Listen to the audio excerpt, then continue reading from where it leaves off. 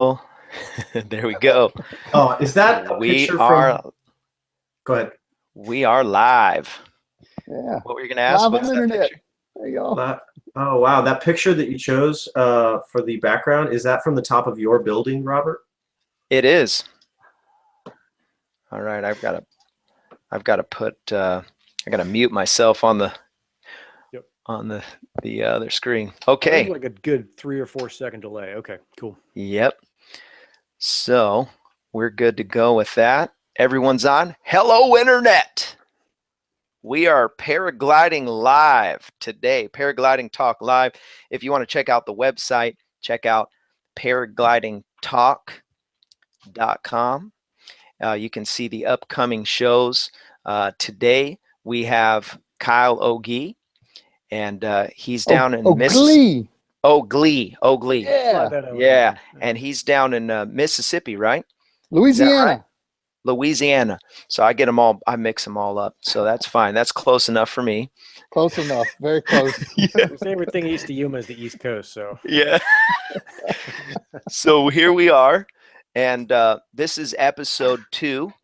And we're just going to ask Kyle some questions. We're going to pick his brain. He gets the platform today, so you're going to hear him talk the most. And it's way better that way because most of the time I just have a bunch of nonsense anyways. But we're here.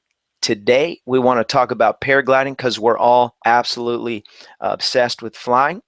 And so Kyle is a paramotor man. He's also a free flight man and has several SIVs under his belt. He was telling me last night when we did the pre-show that he has a tow machine that he does tows, and he's got all kinds of wisdom for paragliding. So we're going to start off. I'm going to ask him some questions. We're also going to take some time to go to the chat and take some questions if Kyle is willing to do that. And we're going to have a great time tonight, so I'm glad that you're here. So I want to fire it off with my first question and let you have the stage. And Kyle, introduce yourself to everyone who's here tonight. Hey guys, Kyle O'Gee, North Louisiana. See, I'm in my drugstore. I'm a pharmacist by trade, but I'm totally and completely addicted to flying. And being that it's paragliding talk, that's what I really like to talk about the most. So here I am, man. Whatever you got, let me hear it. And all right, here it goes. I'll talk about it. So my first question is, how did you get in the sport? I mean, where did you get inspired, and tell me how that progressed? Well, they potty trained me with a little toy helicopter way back in the day, about 80, 81, something like that. It was, I guess I've always wanted to fly. Mama says I've always just been fascinated with anything in the sky, and I don't ever remember not wanting to do it. You know, Superman cartoons, that was a big inspiration there, man. I couldn't wait to get those powers. And now I can kind of, you know, the paramotoring and the paragliding, you're really just launching right off your feet. It's almost like Superman, right? How'd you get into it? Who inspired you? Well, I sort of sought it out myself. I ended up, I've been a private pilot for 8 or 9 years now. It's been a while. I'm losing track. I guess I'm getting old. But I started flying airplanes, fixed wing airplanes, and I did a whole bunch of that. I did all kind of fixed wing flying. And even though I'm mainly paragliders, paramotors now, I'll fly anything that anybody will let me fly. I really don't discriminate too hard on it. I'm by far not a purist by any means. And I love anything that flies, man. I don't really care. But as I progressed through the airplanes and everything, they started getting bigger and bigger and bigger. I started flying some bigger stuff, some high performance, some aerobatic stuff. And then we got some smaller planes. Some of the older guys in the airplane club that I was in, light sport. I don't, if anybody knows what that is with this little 2-seat plane. Oh, yeah. It's got some different regulations and whatnot that go along with it. But they got this little, it's a 1943 Piper Cub. And I was like, man, I want to fly this thing too, man. And so I got my tail wheel endorsement and all that. And the beginnings of acro started there. And man, it was slow and it was little. And, you know, the big, expensive, fast ones were great for travel. but most of the flying I did was just practicing and, you know, doing technique stuff. And we started landing this thing out on the Red River banks on sandbars and in grass strips. And I just fell in love with going low and slow and kind of exploring the earth. There was no door on it. It's just wide open and you could just see right out of the airplane straight down. And it just fell in love with it. And so I went home one day and I looked up what is the lowest, slowest, tiniest airplane that they make. And I landed on paragliders, and, you know, paramotors were just right behind them. And I said, well, man, I've got to get one of those. And so I just sought it out and I started looking up some training and found a guy who had some loaner gear. I'll go ahead and throw a plug in for him, Britton Shaw up in Fort Smith, Arkansas. He was second or third guy I talked to, and you could tell right off the bat he was not a salesman. He wasn't trying to sell me gear. You know, he was like, you know, come try it out. If you don't like it, you know, it's just a small fee for like a demo session or whatnot. And you know, of course, I knew that I would love it. So I flew an airplane up there, met him, went out and did my initial kiting training, and he loaned me a glider and a kiting harness. And I took that back home and just practice. Y'all know how that song and dance goes, you know, the kiting dance. Those muscles are very sore right in the beginning. yeah. You start out wrestling it quite a bit, and then after a while it becomes like dancing. You know, you can do it without wearing yourself out. And once you figure that out, then you're ready for the motor, obviously. And went up there and I did a couple of assisted motor flights. And my first flight was kind of weirded me out a little bit. I did a reverse, did a takeoff, had some good smooth wind, and I climbed maybe a couple of 100 feet, and he said, abort. And I thought I was on fire or something, man. I killed it and came around for my first landing, and everybody was running out there to me. Seriously, I thought something was on fire. I didn't know what was going on. And I landed, and the landing was all right. And I was like, what is going on, you know? And they come out, they're like, something's hitting the prop. We can hear it, you know, pop, pop, pop, pop, something. And it was the airbox was just kind of slapping the prop a little. I couldn't hear it. I don't know why I couldn't hear that, but they all heard it. And they run out there, fixed me up, and they're like, okay, you're good to go again. So I took back off again for my second flight, and it was fine too. And went around, did a landing, and, you know, he's like, man, you're good to go. Just go practice now. And so I did several flights that weekend. It was several people up there, just like a training event that he had one weekend at this sod farm. And we were camping out, and I met some good friends there, still friends with most of those people today. And, you know, long-standing relationships in the sport kind of deal. And that's where the paramotoring started. And then after that, I just went home, and it was just practice, man. Practice for months. I wanted to get good at taking off, good at landing, good at, you know, power off approaches. And I wanted to master those skills before I went on to anything else. And so a lot of it was just training at home. You know, I treated each session kind of like a practice session. I didn't invite spectators. I didn't film any videos. I just wanted to get proficient at the basics, you know, and did that. And what then? Oh, I picked up free flight. Just a few months after that, I realized that, you know, I've got this wing, and I noticed that it had 2 weight ranges on it. It was one of the Mac Para Muse 3. And so I called up Britton again. It's like, man, I think I want to pick up mountain flying too. I got this wing, so all I need is a harness, you know, and I can do it, no problem. And so I signed up for that, man, and got my you know, mountain ratings lined up then. So that was cool. And then the SIV, and then the TOA, and, you know, everything just progressed from there. It was, man, it's been a fun ride. Wished I could have gone flying today, but I had to work. Oh, man. Phil says it's an addiction with no cure. Oh, yeah. He's got a point. No cure. So how many SIVs have you done? I've done 2. I don't know if you would consider, 2 formal SIVs. I've done some other stuff on the side that was non-initiated, I guess. Just some training practice I did myself with flotation over water. I was on the motor, of course, but 2 with instruction. And we have Cuervo. Y'all ever heard of Cuervo? Dave Prentice? Yep. He So in Texas, right? Mostly. He's from all over. I think he lives in Mexico half the year, Florida the other half of the year. Hunting season he spends in New Mexico, and Actually, I've actually done 3 separate training things with him. I did my initial tow technician rating with him down in Hearn, Texas. That's when I was saying earlier we did all the tows down there in Hearn. But that was just a training event that he was doing. They had pilots down on one end and tow technicians on the other, and they had experienced, instructors on both ends. So the tow students were towing the tow-ees, I don't know what you call it, the pilots that were trying to get their tow certifications for pilots. And we were just all having a good time. And then he travels through the country, so he stops by in the spring every year in Oklahoma, and we have a little get-together there on Cemetery Island at Lake Sardis and do a SIV course there. So most of the last couple I did were just going up there with the new gear and go up, do some stalls and some spins, and test out the new wings in a safe environment over water with some safety boats and flotation and all the proper stuff to go along with that. Which wing did you use during that course? I did the Muse 3. That was my first. My first course was on my first wing, and I was a pretty green pilot at that point too. And I went through all that stuff, and then I guess I went back on the Buzz Z5 and did one on that one as well. Trying to think, did I do? Yeah, those are the only 2 I did with Prentice up there was the Z5 and the Muse 3. I was gonna go up there this last time and do one.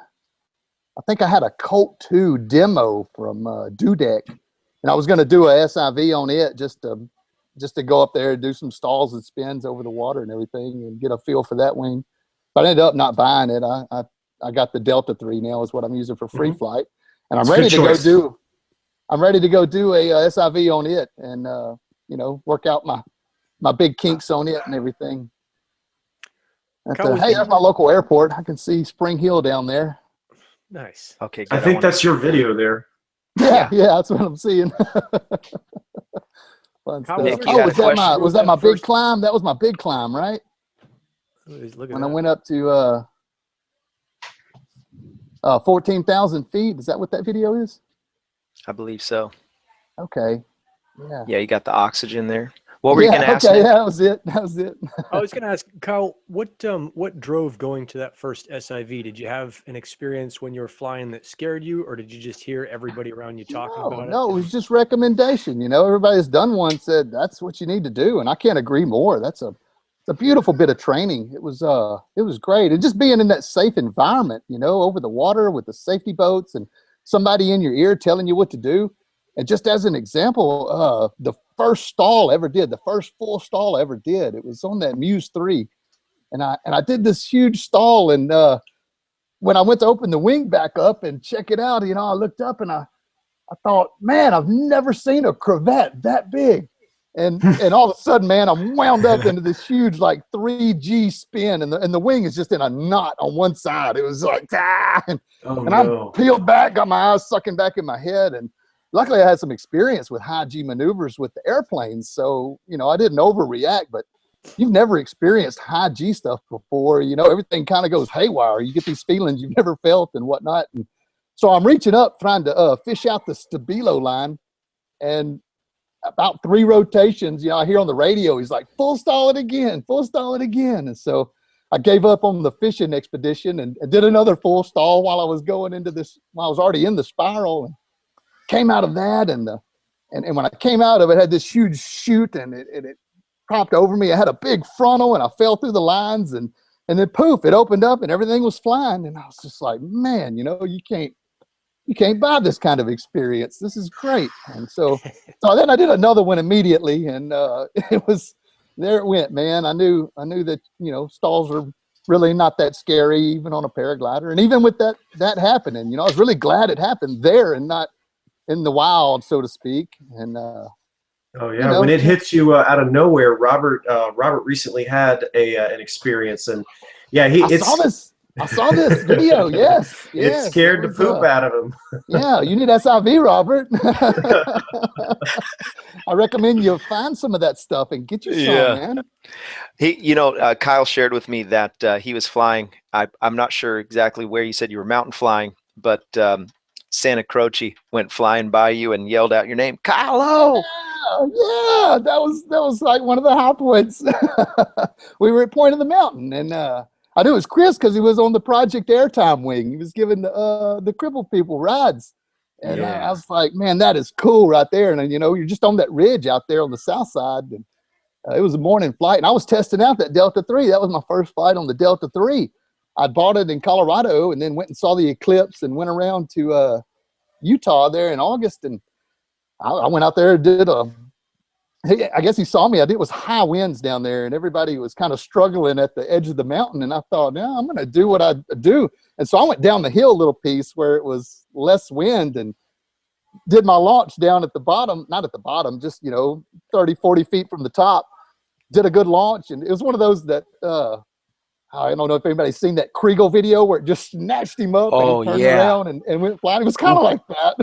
Holy smokes. But I did a no-stepper takeoff and spun around, and I was flying, and everything was good. But I was just soaring back and forth there on the ridge. And, Santa Croce, we just come passing by each other, and he's like, Kylo. And, man, it blew me away that he even knew who I was. That was cool, man. I enjoyed that. And anyway, went and bought some stuff from him, bought a repack from him and a helmet. I was trying to buy a harness. I didn't care for the ones he was selling, but I found some down at the other guy's shop. Tried on every harness in Salt Lake City looking for a pod harness. I just bought the one I liked the best. So that was how that worked out. What'd you end up getting? I got a Super D-Lite 2. Okay, nice. I think that's what it's called. Yeah, it was super comfy. What drove that decision? What made you want to go to a pod harness from what you were in? I was in an advanced Progress 2, I guess that's what it was called. It was just, going high, you get kind of colder with your legs hanging out. The pods are a little warmer. They're a little more efficient. You probably get a whole point of glide just by switching to a pod harness. And I started doing a lot of cross country on my free flight stuff. So I wanted a little improvement, new glider, new harness. Got my free flight ship fully decked out now, and I'm ready for next season. I can't wait. So excited.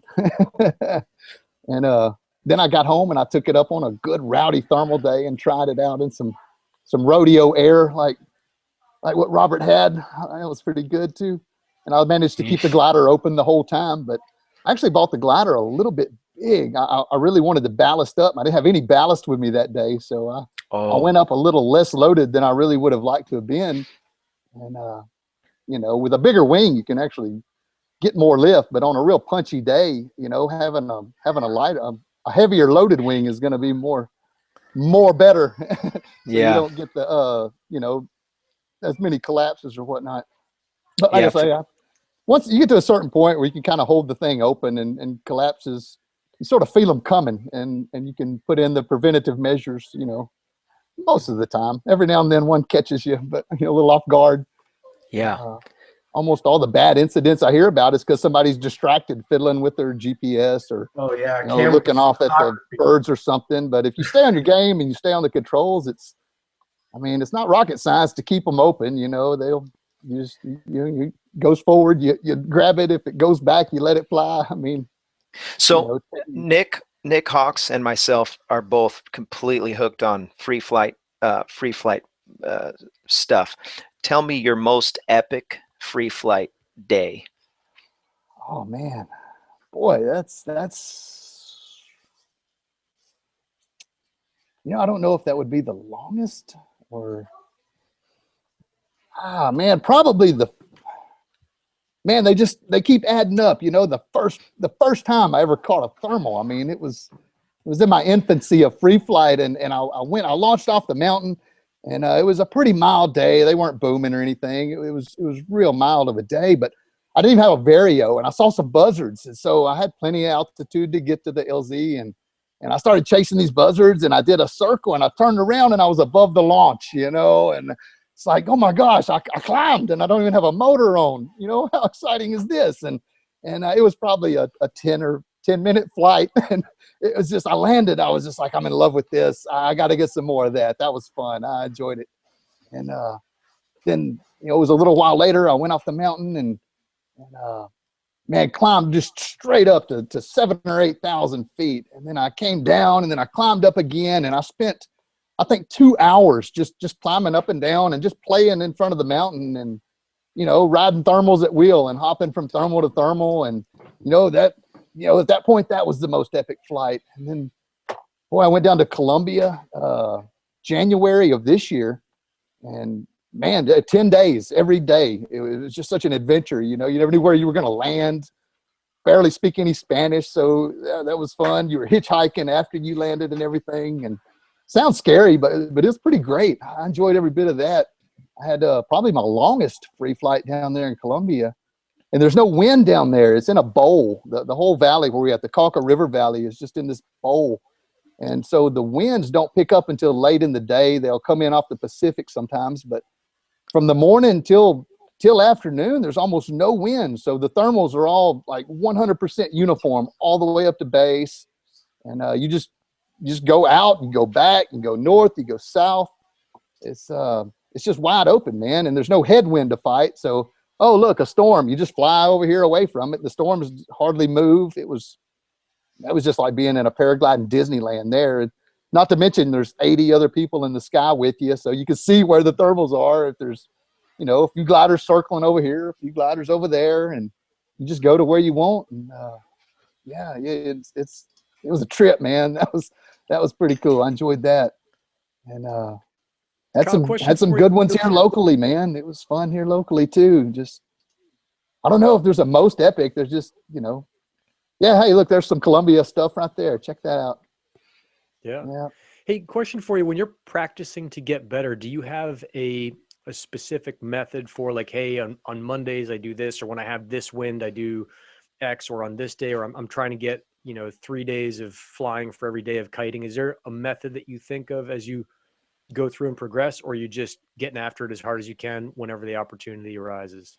Man, I fly the conditions. Whatever the conditions warrant is good for the day, then that's what I do. If it's a good thermal day, I'll go thermal flying. If it's a high wind at the beach, I'll practice my high wind stuff. And, dead day, I'll put on the motor and go fly around in some butter sky.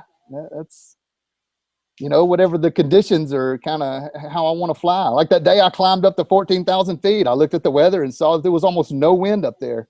I thought, boy, that'll be a good day to go way high today. So let's try that.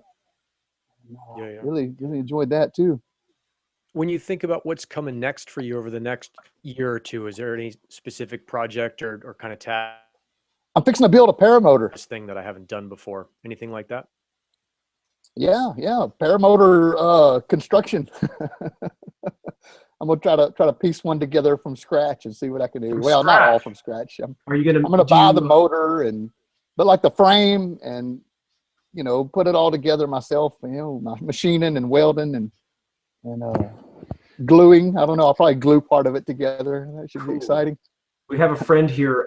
His name's Reginald, a good friend of Phil Russman. He has a mill in his garage. He's been buying blocks of airplane aluminum and just milling it out into all of the parts for the frame. And he's going to be rocking a Vittorazzi Moster 185 on that. So I lend him my motor from time to time so he can measure it. And he's been measuring it and putting it into his computer program. And pretty soon he'll have a fully functioning paramotor factory in his garage. Yeah. That's I've got a machine shop. I kind of do that on the side.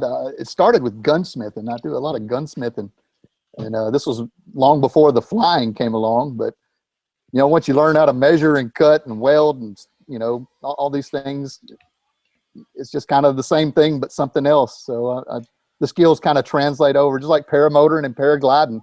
Very similar. The skills sort of help each other out. So I'm gonna give aircraft construction a go and see how I can do on that. Excuse me, Kyle. The chat is asking, what motor are you going to put on your home-built paramotor?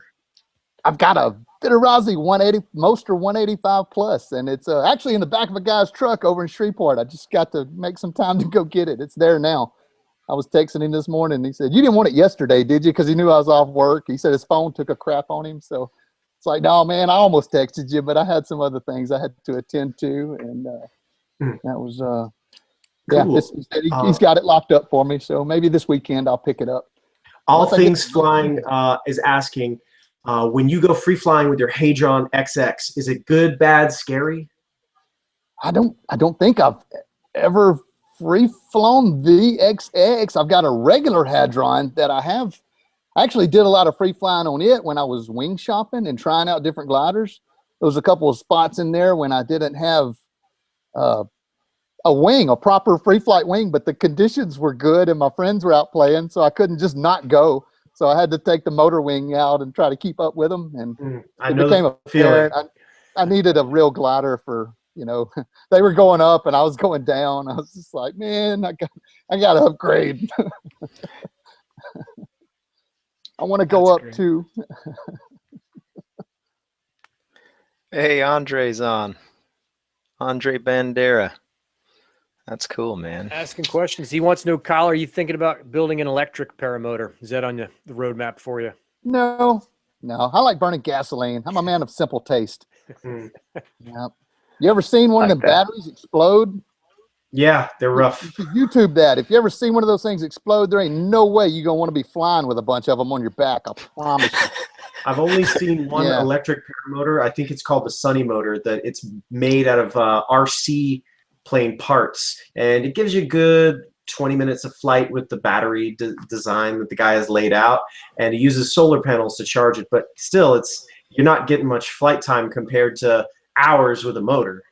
I do see a pretty cool usage if you somebody already built one like this. I've seen it somewhere, and I wish I don't keep up with too much of what stuff's called or who's selling what, but it's like a free flight harness, and it's got this little electric motor, and the propellers like fold up when you're done. When they spin, they stretch out, but when it quits spinning, they'll fold back in, and they're sticking behind you like that. And it would be useful maybe to just take off in the flatlands, but you got to catch a thermal pretty quickly, I guess. There probably is not a lot of juice in it, but to get that initial lift to get up, and it kind of would mimic a low save, I guess, just enough to get you up to catch a thermal and then turn it off and let those propellers fold back behind you. The drag wouldn't hinder you very much. And I call that there's probably a niche use for that. You don't have to break out the tow army. That's the other thing about towing. Are you saying that exists already? Somebody's got that? I've seen this. Yeah. I've seen that too. The folding. I like that. That's pretty cool. Propeller, and I think of it as like a paragliding mulligan. That's like, I'm in the brush. Oh, no, here, I'm going to go back up. That's a mulligan. That's cheating. Yeah. That's dang cheating, I tell you. Woo!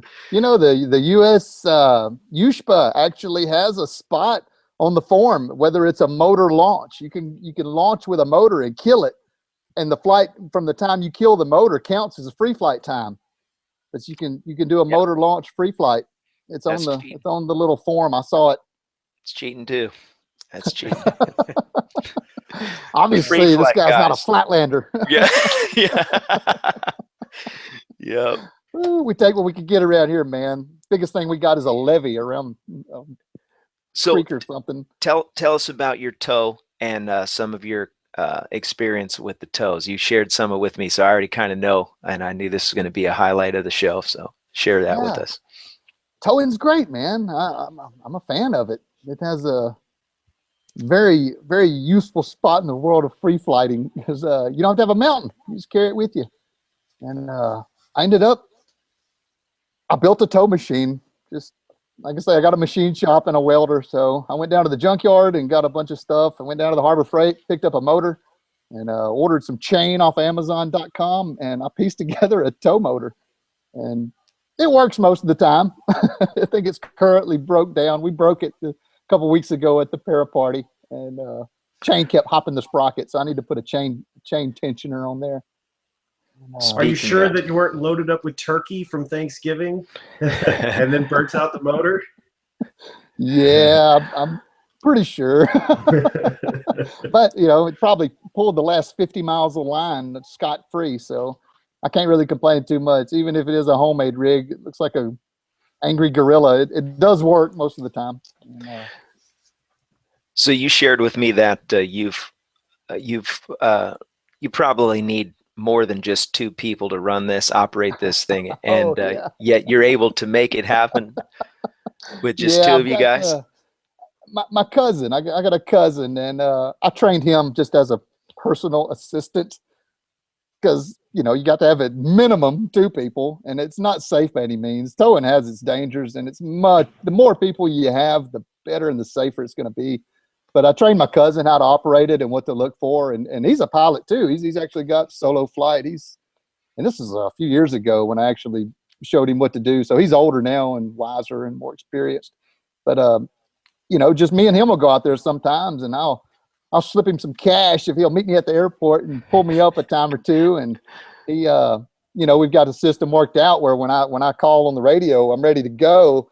He knows to give me a few seconds so I can get back on the controls and be ready for launch. And then he snatches me up, and if I catch something and fly away, he follows me in the rig to come and get me when I'm done.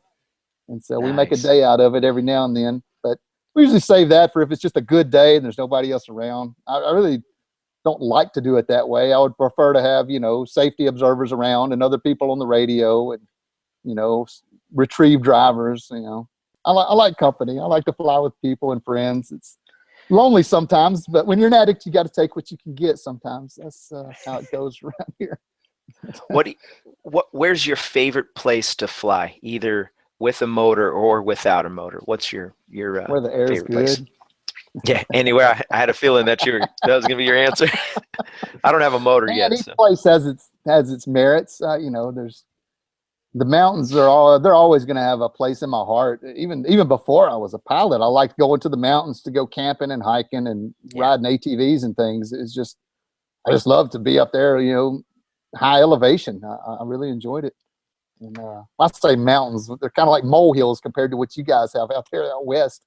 But we got some good hills out here. Yeah, we don't. Wintertime is a little bit sparse. It's kind of hard. Some days are good, but most days you're para-waiting out here during the winter.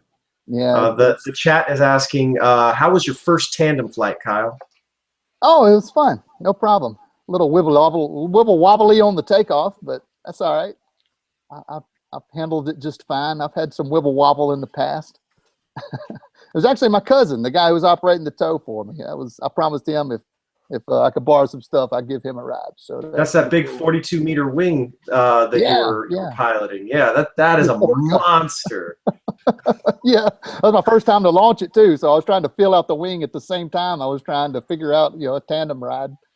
And as long as you get the passenger to run where they're supposed to and to not sit down, it's really not that big of a deal. The gear's kind of a little awkward and bulky from what you're used to, but tandem rides certainly have their place, and that was good. And then I took my little boy. That was even better. That's what I was going to say. Yeah, a little 10-year-old Ian. He don't tell him. I don't know if he's watching or not, but I found him a glider, and I'm gonna get him a glider for Christmas. Oh, you did? He's watching. He might be on. Harness. Yeah. Oh, what's funny is I know my son is on. The chat is asking, are you going to teach your oldest son to fly now? And I guess that means the answer is yes. My oldest son has no interest. He wants to play his Nintendo and hang out in his bedroom, I guess. But the little one can't wait. He's been asking me for years. And I told him that he had to at least hit 100 pounds before we could, because they don't make stuff small enough for anybody less than 100 pounds. So he hit 100 pounds. So now's the time. And we're gonna progress him right, though. I'm not just gonna throw him in the air for anybody that's concerned about that. There's certainly a level of maturity that he'll have to achieve before we just chunk him off a mountain or something. I bet he snatch him into the air with the tow motor. Figure it out, kid. I think he's kids catch on stuff, especially if they're bright. He's pretty bright, so I think he'll catch on quickly and easily, and it should be a good time. Okay, next question: books. What do you where do you start, and what do you recommend guys read for paragliding, free flight paragliding first, and then we'll talk about motoring? Free flight is. I really only read one book as far as that goes. It was I read two. The Kelly Farina I guess it's one of the newer ones. It was Mastering Paragliding. Read that right when it came out. I guess maybe the week it was released, I bought that book, and And it was really good. And a lot of it I had a pretty good grasp on already, you know, because I've been flying for a couple of years at that point. And but it really had it was really well written as far as that goes. And a lot of it had to do with over there in Europe in the Alps where he flies. There was a large part of the book was stuff that was specific to that region. So I didn't really get a lot out of that, but the initial chapters where he was talking about, you know, thermaling and turning and what's good and what's bad. It's a really good book. If you're free flying at all, yeah, you know, beginner or experienced, I recommend reading that one. And there was another one. It was good too. God, I can't call the name of it. They're for sale together. They come from the magazine, Cross Country Magazine. I think has the commercials in it. I think I see one right there, and behind you there is that hang gliding, paragliding. Or, yep. I bet there's an advertisement for it in that book. I don't know. Could maybe be. One of the moderators could pull that up. You pulling that up, Nick? Yeah, I can go grab a magazine. I'm thinking of all the books. There's not that many books out there. It's either Performance Flying or 50 Ways to Fly Better. Or, yeah, I got that one right here. Maybe that was it. 50, was that Bruce Goldsmith? Yeah, that was it. That's the book. Okay. Yeah, Bruce. Nick. I think of him as the wing designer now. Those beautiful, colorful wings that he designed. This has been my Bible the last couple of weeks. So I've been really studying this one. Good. Very good book also. Yeah. It's Nick's book, and I have to give it back to him, but I can't give it up yet. Nice. I think I've read through it already a couple times, but I'm still eating from it. So. Yeah, exactly. To be a hang glider, it sounds like you're psyched on flight in general. You're flying planes and everything you can find. Is that something that's next, or not interested? Man, you know, I see these guys setting them up and breaking them down, and I always just kind of giggle because, you know, I could throw my stuff in the truck in about 5 minutes and wave bye to them while they're out there sweating still. That is my take on it too. Is like I just love that I throw it in the car and I can go down the street and fly. Yeah, the convenience is what sold me on it anyway. And I, you know, obviously there's a window of conditions that are for paragliding, and there's a window for hang gliding or airplanes, you know, or anything. And I don't mind the low conditions. I pretty much managed to find. Yeah. There's Kelly's book there. Real good book. That's it right there. And I picked up some good stuff out of there and put to use out there in the real world, and it worked. So there you go. But that's my next book. Really just practicing and picking good conditions and having people around that know what's going on is huge too. And being able to listen to the wisdom of the experienced pilots and listen to what they say about what's going on at the mountain. And each spot is sort of specific too. You've got, you know, certain locations that the weather's different than other locations. So it doesn't all translate. Just because you're good at one mountain, you go over to this other one, there may be some weird quirk about something that the locals know about and you don't. And, you know, listening to those guys is huge. I try to pick up as much as I can from anywhere I can. You know, I don't discount any information. I take it and think about it and, you know, kind of put my own thought into it. But I listen to everything, and I've learned so much just from hanging out on launch, man. Parawading is probably the best learning there is. Just sitting around there watching birds, watching what the birds are doing is huge too. You ever go out there and it's nuking and you don't see any birds flying? You probably don't want to either. There's a reason they're not out there. You know? Oh, speaking of birds, Philip Russman, the guy that we fly with, he does flying with hawks. He's the guy on the front cover of Jeff Cohen's book, isn't he? Yes, he is. He contributed a lot to those books. Hey, I'm going to share my screen really quick. Hold on. He's my instructor, by the way. But check this out. Go ahead and have a look at this. This is from his channel. He has advertised himself mostly as an aerial photographer, and you know, working with the hawks. Check that out, flying falconry, around here. Man, I always wanted to get we into always falconry. We always see them when they're here, and it's pretty amazing. Yeah, that hawk landed right on his head. I love it. Yeah. I never saw that video. Man, yeah, I actually talked to him on the phone. He had a video. It was back when I started, and I was just trying to get anything I could from anywhere I could. I forget. It's the video, I guess, maybe where he and Jeff and some other guys went down to Mexico to ridge soar off the Pacific there. And they took some boats and some paramotors. And what movie was that? It was, I think it was Jeff's movie, but he filmed it. I'm terrible with remembering names and stuff. Man. Sorry about that. Phil I don't have it written been, down in front of me. But I Phil's called him on the been phone, and I was like, he's got this production company, and I was like, man, I want to buy one of these videos. He's like, I don't know about it. I think I'm just going to put it on YouTube or something. I don't really want to sell one. I was like, well, you got to lose, man. Sell me a video. He's like, okay. So that's how I ended up getting that video. Nice. I made him sell it to me.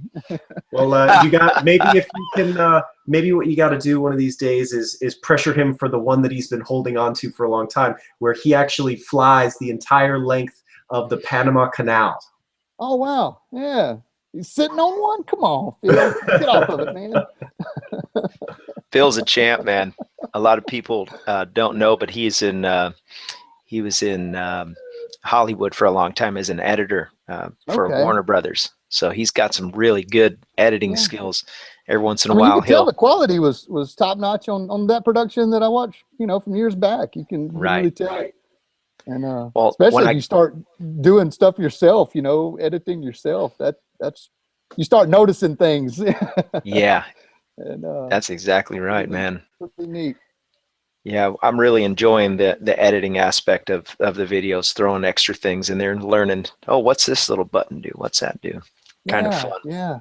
By the way, I noticed you use iMovie, Kyle, to edit a lot of your videos, and you've really flexing that iMovie muscle. Do you feel like when you make videos that it gives you all of the capabilities that you want, or are you thinking about switching to Premiere or something like that? I really have no idea, man. It's all I've ever used. It was the story about the whole editing thing and the video making thing in general. My brother knew that I loved making videos, and when I started doing aerobatic stuff in the airplanes, he showed up with a little GoPro for my birthday, and he had this GoPro. He's like, man, you should put this on the airplane and make a cool trick video doing some tricks or flying over the river or something. It's like, yeah, man. So I bolted that thing to the step on the Cub and went out there and videoed for an hour or so and came home and tried to put it in the computer that I had, and it choked that computer like a serial killer, man. It took like 4 hours to make a 2-minute video clip, just the spinny circle of death going the whole time, That's gonna frustrate anybody. I just shelved the whole video thing at that point. Still, I was like, I'll put it on the shelf. And then a couple of years later, he showed up with a MacBook for a gift one year. I think it was Christmas or maybe just a random gift. Like, here, Kyle, you could use this to make videos. Now you can make some videos. And at that point, I was paramotoring, and of course, I was watching Tucker Gott, and his stuff. And I've been watching him, I think, since way back before he was the most popular paramotor guy in the world. I mean, before he even decided what his style was, he made a lot of early videos in quadcopters, and then he even tried putting a few paramotor viral videos together, like his infamous Blue Palm video. But he's now pretty set in his style, and it's working out for him. Of course, man, and funny enough, I get a lot of people that make comments and stuff like it's some sort of competition. And I don't understand that at all. I like you better or him better or whatever. Yeah. That stuff doesn't make much sense to me. We're such a small family, we're all related. It's, that's what kind of inspired me to do this, to put this live stream together, was that here we are. We're this little tiny group of people, and I mean, in Europe, I guess, very popular. Free flight, 100,000 pilots registered. Here in the United States, only 5,000 registered pilots. Man, it's growing though. Is it growing where y'all are at? Are y'all noticing an influx of new pilots? And Nick and I were just talking about that the other day. When I started up at the mountains, there was a handful of us, 4 or 5, maybe 10 at the most. And that was a busy day on the mountain. And then, a few years later, here we are, just a random weekend. You may get 50 guys show up on the mountain with their families. There's nowhere to park anymore. We're having to cut trees down so that you can park cars because there's not enough room to park and leave enough room for the shuttles to turn around that are going down to the LZ. And, that's great. I'm really glad that the sport's growing like that. It's And you're part of that wave in the lead that is making videos that's influencing people, and even the chat here is asking for you to make a weather video, a more in-depth weather video. Yeah. I get a lot of, the videos I think are just the lamest, dumbest things in the world people really like, and I'm just blown away. Like, you like this? Oh my gosh! So I'm probably just no good at content decisions. I really don't know what I'm doing as much as it looks like I do. But but I'm a student of the weather. I'm a student of all of it, and I don't think of myself as any sort of a high-end pilot or whatever, but I guess I've got some experience stacked up at this point, but I've learned so much, and I'm always looking to learn more and just figure more out, and I'm still learning stuff, and that's the beauty of it. If I ever figured it all out, I'd probably get bored and quit and go do something else, but I don't see that happening, man. I wasn't born with wings, so I'll probably never figure it all out. Somebody on one of my videos commented today about something about the real pro Tucker, and I was like, man, the only real pros out there are the Hawks, Eagles, and Buzzards, man. They're doing it for a living. I mean, those are the pros. We're just tourists. You could compare it to the best human swimmer that we know of is Michael Phelps, but he can't compete with a dolphin. No. Exactly. So I've got another question for you, and this is one of my last questions. If you could change just one thing about the sport, what would it be? And I'm stealing this question from Gavin McClurg's show, Cloud-Based Mayhem, which I would put. I would make everybody get along on the internet. Yeah.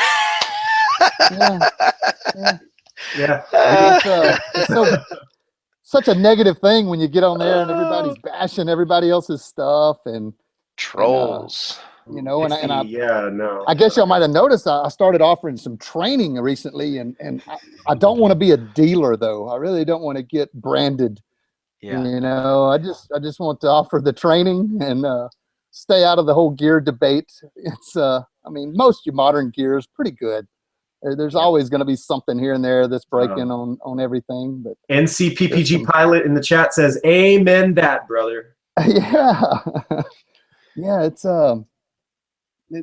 I just see so much negativity when you get to talking brands, or you hear anybody say anything about what's the best. I just kind of cringe at that sort of thing. And all of it's pretty good. Some of it's a little better than other stuff. I mean, if an engine is constantly blowing pistons, all over the world, then something's probably not right with that one. Right. And that's just the nature of it, I guess. I heard it's worse with motorcycles, but I don't know. I stay out of those circles too. What was that, Nick? Oh, I was just saying the rest of it is the pilot. It's just 90% of the problem in the wing, or 98% of the problem in the wing, or what happens with it as a pilot. So the equipment, it could be on a Delta 3, a Buzz Z, whatever it is. If it's Phil Russman or me, like the biggest difference is going to be what the pilot's doing. That's what matters. Y'all ever watched an SIV course from back in the late 80s? Anybody ever seen one of these videos? It's like a VHS that's been converted over to digital. There's probably not many of them out there. Man, that stuff is scary. It is scary. They're pulling like a little tip collapse, and they're having this huge cascade, like all the way down. And I'm like, oh my gosh, man! It just shows you just how good the stuff has gotten over the years. I mean, that was like my first wing. Collapses and then let them go, and the wing just pops open like, you can't hurt me. And it's amazing to me just how far the tech has came, and wing design and technology and safety. Efficiency. I mean, these original gliders, they were just parachutes. These original parafoils, and guys were running off the mountains with them. And man, that was some sketch stuff. It's probably why people think it's so dangerous. It's a dangerous sport. Obviously, you can get hurt doing it if you're doing it wrong.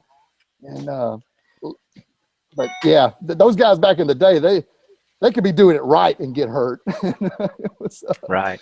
It amazes me how far everything's come, and just some real revelations. I think we're in a good time, and they were probably saying that back in the late 80s too. Like, right. Oh, it's such a good time to get in the sport. Everything's so much better than it was, last year when they invented it. And it really is cool though. you know, and I like to try a bunch of stuff out, man. I'll fly anything. Like I was saying earlier, anything somebody will let me borrow or try or feel of or kite, I'm going to do it just to get that experience, you know, and you learn from it. You learn what's good, what's bad. You know, why does this wing not open up big ears, and why does the, you know, just different stuff, man. Different stuff. We have some questions from the chat if you're willing to take a couple. Yeah, throw them on me, man. I'm here. Okay. I like questions. I answer questions for a living. Would you ever consider entering the Icarus X or Icarus Africa? No. Whoa. Who asked that question? They asked me. They asked me to do the Icarus here. You know, when I met Shane Dinherter, they were doing the first Icarus X race up in Fort Smith at the little fly-in that Britain was doing up there a couple years ago. And man, these guys were having to do this course. They were launching and having to fly the little course, little circular course. They start and stop at the same spot, and they were taking off and flying into this mountain rotor, and the ceiling was low enough that you couldn't penetrate, and you couldn't climb above the rotor, or you would be in the clouds. And it was just, man, people were going down and breaking stuff, and I knew, like, I don't want no part of that. And you know, having to put some sort of goal on the mission or make it a competition, you can really ruin a hobby by competing, man. You'll get burned out, and it'll be about the winning and not about the flying. And I don't want that to happen with me. I really don't. I don't mind cross countries. I love adventure, paramotoring, and something I haven't done that I really want to do that's on the list is to like go on a long, like, stop and camp and then keep going, but at my own pace. I don't want to feel like I'm having to beat or win, or I don't want that in the back of my mind. I just want to fly and enjoy the adventure. And you can have that. I guess they have the adventure class or whatever, and that's fine too. But it's still, I don't know. So how do you like going to? Right to it doesn't feel right to do it that way. I would rather just enjoy it naturally. So I'm from Florida myself, and one of the chat wants to know if, since it sounds like you like fly-ins, are you going to Wings Over Winter in January down in Florida? If the weather's good. Yeah. I signed up to go. I actually marked off the calendar here at work, and that's a really busy time up here at this drugstore. It's first of the year. I mean, we break all the records. That's January the 2nd. So that's when everybody comes in to get all their new insurance and all their new stuff. And it's just wild around here that time of the year. But I went ahead and marked off. I'm going to try to make it. I really want to go down there and meet some of the guys in person that I'm friends with on the internet, which is another thing that I'm glad it popped up, you know. Like you were saying, it's such a small community here. You know, you meet these guys all over the place, and you feel like you know them. You watch their videos, you chat with them on the forums, and you know, when you meet them in real life, it feels like you've actually got a camaraderie, even though it's the first time you've ever shaken their hand. It's I love it. Thing, and I love it too, man. That's a huge part of it for me is meeting the people, and it's something that I never ever even imagined would happen with the YouTube channel. Was I guess you would call it fame or celebrity or whatever. I didn't see that coming at all, man. And I started, all of a sudden, I was going places I'd never been, and people, just like the Santa Croce story, you know, people know me where I show up, and that trips me out to this day. I don't know if I'll ever get used to that. That is so cool, man. I never saw it coming, man. I didn't even know if anybody would like these dang videos that I like making, but you know, and again, I make the videos because I like making the videos, not because of any other reason. I'm not competing or trying to earn money off of them or anything like that. I just want to keep it real, keep it genuine, and that may be what people like about it. I don't know. I love it. So I want to just stick a plug in real quick for if you're watching. It looks like we got 40 some people on right now. I've created a website for the show. It's paraglidingtalk.com, and it's going to have all the upcoming interviews and events that we're going to be having on the live stream. And so I want to encourage you, go check that out. And if you're a pilot and you want to be a moderator and be on the show like Nick and Chris and Max Martini and Getty G and these guys, they'll chime in. Send me an email and tell me why you think you should be on the show, and I'll put you on. And then also check out the website for who's coming up next. The 14th of December, or at 6 o'clock on Thursday night, we're having Gavin McClurg, if you can believe that. So I'm stoked for that. He's good friends with Nick Hawks, and so I was able to manipulate him to come on the show. So he's going to be on here. So have your questions ready, have your pen and paper ready, and so that is going to be a great show. We'll go back to the comments. There was a couple other questions that came in the comments, and I was looking just a second ago. I had a question here. Oh, have you ever flown helicopters? Yeah. Have you really? Yeah. I actually got to hold the stick, the cyclic, the collective, and I operated the pedals. I took a lesson in the flying club. A guy showed up from down south just offering some helicopter lessons, you know, and there were some pilots that were going to take it really seriously and you know, bought a lot of time in those helicopters. They're expensive, man. Helicopters cost a lot of money to operate, and 3 times as much as, you know, a similar airplane would cost. And, oh, wow. But I still wanted to do it. The helicopters were actually the first thing I ever wanted to fly. And the one thing that piqued my interest in aviation in the first place. And it's actually the one thing I've flown least of anything. And, but I did, I spent an hour out there in the helicopter, just flying it, and did a little out and back cross country and practiced a little hovering. And it's hard, man. Everything on that helicopter is like a balancing act. I mean, any little motion, you got to do 2 other motions to counter for it. And oh, wow. I actually started to catch like the tiniest little bit of feel for it there at the end, but then it was like, okay, I've reached my $300 mark. I'm done. So let's put her up. But yeah, I did fly a helicopter, and I've flown in helicopters with you know, people that knew what they were doing. I took a helicopter ride when I was like a preteen, and on just a tourist thing in Missouri, man. And down at the state fair, I took just like a year ago, I took the state fair $20 helicopter ride where they just do a little circle around the fair and then land. And oh, wow. It was still fun, man. That guy was pulling some G's and making some hard turns. I loved it. I loved every bit of it. Nice. And yeah, helicopters are great. And when I started looking into having my own flying machine, you know, not in a club, but having my own personal airplane or whatever, I came about this close to buying a Kit Fox. If you don't know what that is, it's a little, I think you can set it up tail wheel or tricycle gear, and the wings fold back on it, and you can put the thing in a trailer and carry it around with you. Not as convenient as a paramotor by far, but it's something that I could keep at the house, and I wouldn't have to worry with hanger fees or anything like that. But then you got to buy a trailer, a truck that can pull it. And a buddy of mine in the flying club had one, and I went out and flew it with him a couple times. And like I said, I came real close to buying a kit and building one. And then I found paramotors, so I'm so glad I found paramotors. I took all that Kit Fox money. I've been buying gasoline ever since, and I still got a little bit of that money left. Oh, I love that. Yeah, there we go. Yeah, those things are fun, man. Fun little airplanes. And it's almost like and it's got side-by-side seating. It's not tandem, so your passenger can be next to you, like a conventional seating, and versus like a Cub where it's tandem, where you're in the back and, you know, whoever's with you is in front of you or behind you. It depends. Like the Carbon Cub. I've never flown the Cub from the front seat ever. I think I've always flown it in the back, because when you're solo, you have to fly it in the back to keep the CG right. And always put the passenger in the front and just stayed in the back seat, because I like flying it from back there. And you can't see out the front. You gotta kind of look out the sides to see where you go until you get the tail up.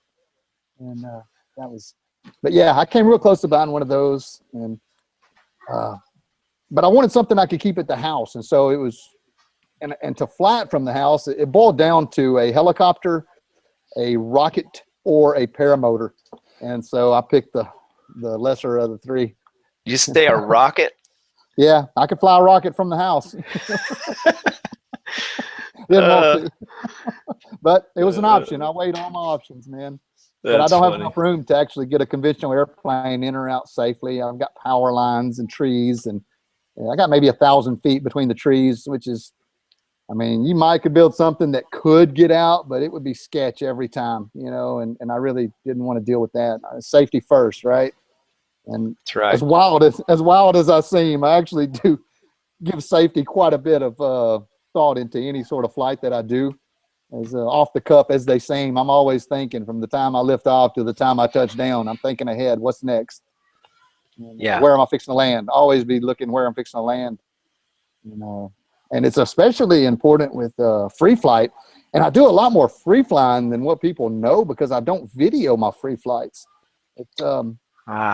Every now and then I'll put a camera on, but it's your focus is so intense when you're trying to hang on to a light thermal, or if you're watching where you need to have a bailout. You're constantly doing calculations in your mind. What's my glide? Where's the next spot? What's next? How high am I going? How far am I going? Where's my ride? I mean, all these things are going, nonstop math going on. It seems like, and you can't really talk and make a video that's worthwhile. I mean, it's hard. You do it, Robert, so you know what I'm talking about. Yeah. It's hard to keep a train of thought. My hat's off to Robert. I don't know how Robert does it because I can't even talk when I fly a paramotor. Yeah. No, you do good, man. You do. I tried it a couple times and I sounded half retarded, or I was cursing so bad that it wouldn't have been family friendly. Yeah. You're trying to keep this wing open in some rowdy bull riding air, and it's dropping F-bombs left and right. Screaming. Not good video, man. Not good video. So I aborted, did a full abort on making videos when I free fly, and I focus on the free flight and try to keep that just as pure as I can. What do you think about the chase cam? You ever do any videos with those? It's always a dang hassle. Yeah, I've got one, and I made a couple with it, but setting the thing up, and I think the last time I flew it into the prop and killed the camera. So I lost the camera. No! Yeah, I didn't have my string. I had to borrow a string. I didn't bring the string to connect it, and it was too short. I always make it so long that it hit the ground before it hits the prop. Yeah, and that's the trick. If you're doing a chase cam, make sure that it's so long that when you land, it'll actually be on the ground before it's into you. But this case wasn't, and so it was just a brain fart. I didn't kill the motor fast enough, and if they swung in there, and I'd already killed the motor, but it was still kind of the last little turn, and it took a whack, and it killed the camera. I lost the card. Oh no! It was sad, but the prop was fine and the motor was fine. But I said I'm not going to do any more chase cam at that point. Don't feel bad, Chris. He loses cameras. Happens all the time. Yeah, I usually recover the ones that I drop, but if I just leave it behind and drive away, I'm never seeing it again. Oh gosh, yeah. Luckily, I've only busted one, or I think I've ever lost one. I think I left one on the back of the truck one day, but I stopped before I got too far. It was still there. Good. Lucky. That's great.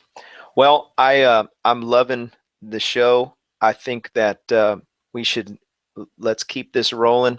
I'm encouraged. I mentioned earlier that I was going to put a plug in for steemit.com. It's a website where you can get paid in cryptocurrency. Steemit.com is spelled STEEMIT.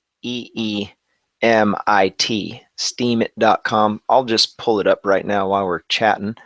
And if you're on YouTube, obviously you've got a channel. You probably share some videos or share some ideas. If you have some stuff that you want to share on steemit.com, set up an account.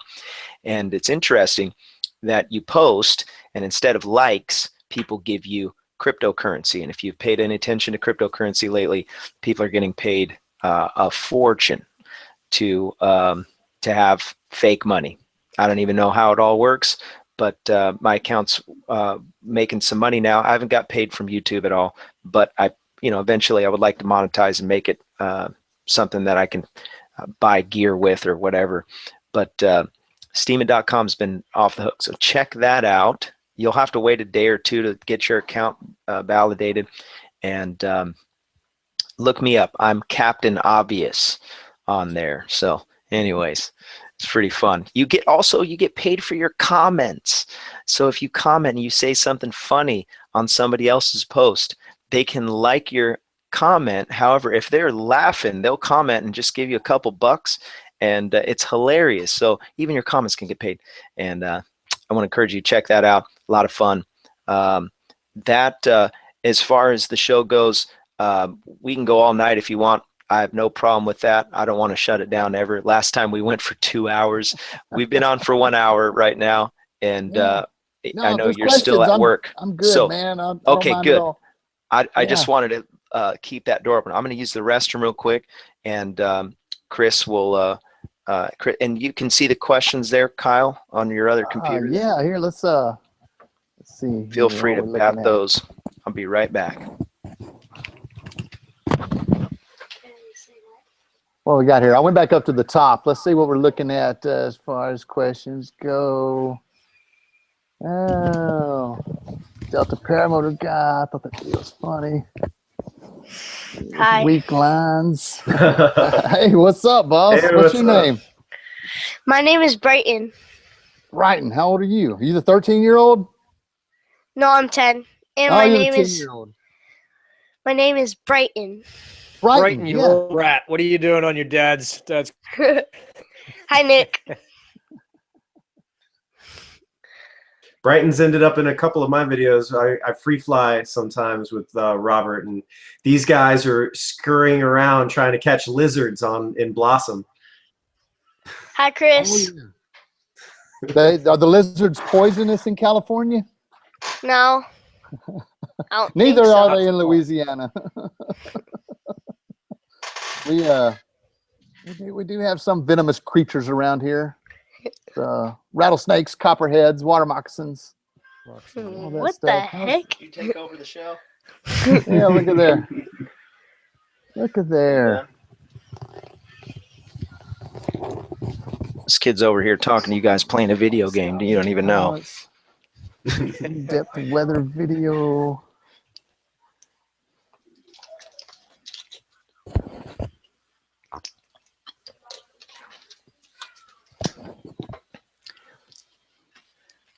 I'm reading questions, y'all. That's why I'm being a dunce over here. I'm going back to where we left off, I guess. East to west I was hoping coast. When we had our first little go round, we had Max Martini on, and I was really hoping he was going to be on again because he's a riot. He shared a story. Have a question, actually. He wanted to ask Kyle, how long have you been flying for? This is my 4th year. I'm on my 4th year now. Oh, paramotors and paragliding.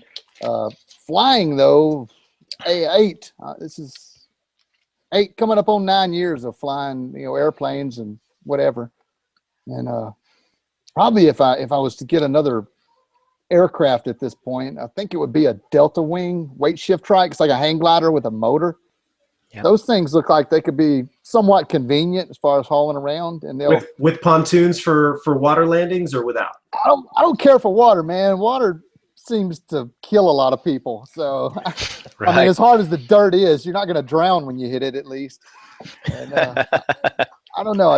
I'm weary around water. I've got some floats on my machine, and I have done some water flights, but I'm wigged out mentally the whole time. I cannot hardly wrap my mind around flying over water and using water as the actual out. So I try to keep my glides over to the bank. So if I do go in the water, at least I can put the glider in a tree and land in the shallows, maybe.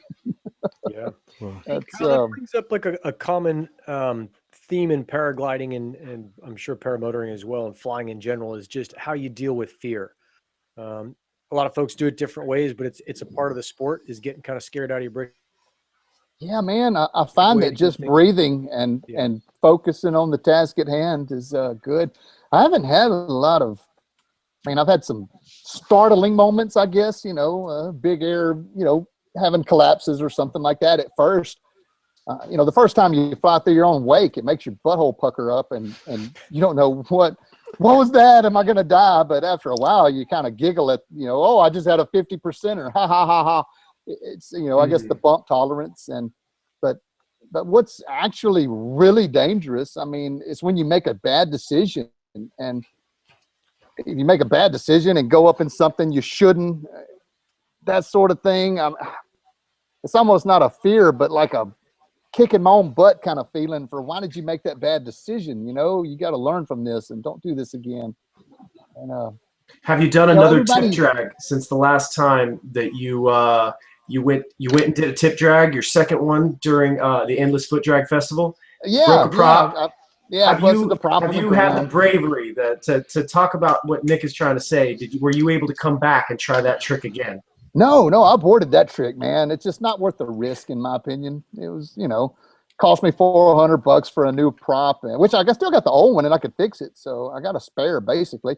It didn't do a lot of damage. It just busted one tip, knocked it out of balance. Actually got part of the tip back that some guy found in the grass and gave back to me. So that was pretty neat. And yeah, man, I don't have a lot of fear. Like, you know, everybody's different, you know, as humans, we all wired a little differently somewhat. And some people, you know, they freeze up. Some people panic. I was in the Civil Air Patrol when I was a young teenager, and you know, we did a lot of flying, riding. I did a lot of riding in airplanes and stuff, and we did an encampment over at the Barksdale Air Force Base. Civil Air Patrol was kind of a paramilitary offshoot kind of thing for it's like what the Coast Guard is to the Navy, the Civil Air Patrol is to the Air Force. And they do domestic search and rescues, and they've got a cadet program. But in this cadet program, I went to an encampment, and it's like a week-long abbreviated boot camp is what it amounted to. But we had to take the survival course. And I always remember the one takeaway that I took home from this, aside from, you know, sitting in the cockpit in a KC-135 tanker plane and going in the back and watching them refuel a B-52 and learning to read maps, was in that survival course, the rule number one was, if you panic, you die. And I just remember that, and it has come into play so many times over the years. In my regular airplane experience, one time I got socked in by the weather and ended up flying into clouds. I couldn't go any lower. I was fixing to start hitting church steeples and towers. And man, I just had to bite the bullet and go into the clouds and call for help. And anyway, short story, I said, if you panic, you're going to die. This is what kills people. You know, flying into bad weather is what kills pilots, or running out of gas and crashing. Those are the two big ones in general aviation. And you know, I just did what I was supposed to do. I actually had some training, instrument training, maybe 20 hours of instrument training with somebody, but I was solo on this trip, and I did all my weather checks proper. I even called a guy on the ground where I was going. I was like, man, go outside and look, because I don't believe these reports. And he looked, he's like, man, it's good. You know, he was an instructor, and he's like, it's fine here, man. I think you could get under this, no problem. And just, you know, luck of the draw, man, the clouds socked in, and I was like 600 feet off the ground, and I had a GPS that showed where the towers were, and I was having to weave my course to keep from hitting towers, and ended up getting a special VFR clearance is what they called it. Man, I got to that airport, and watching those 4 little runway lights come out of the fog, it was like, woo, man. You know, I had to pull a couple of inches of seat out of my bohonkus after I landed, but I never panicked, and I did what I was supposed to do, and everything went off, you know, without too much of a hitch. And but you know, that was just one of those situations where it was for real, and you really had to, you know, don't panic, man, because if you panic and do something dumb, that's when you get into trouble.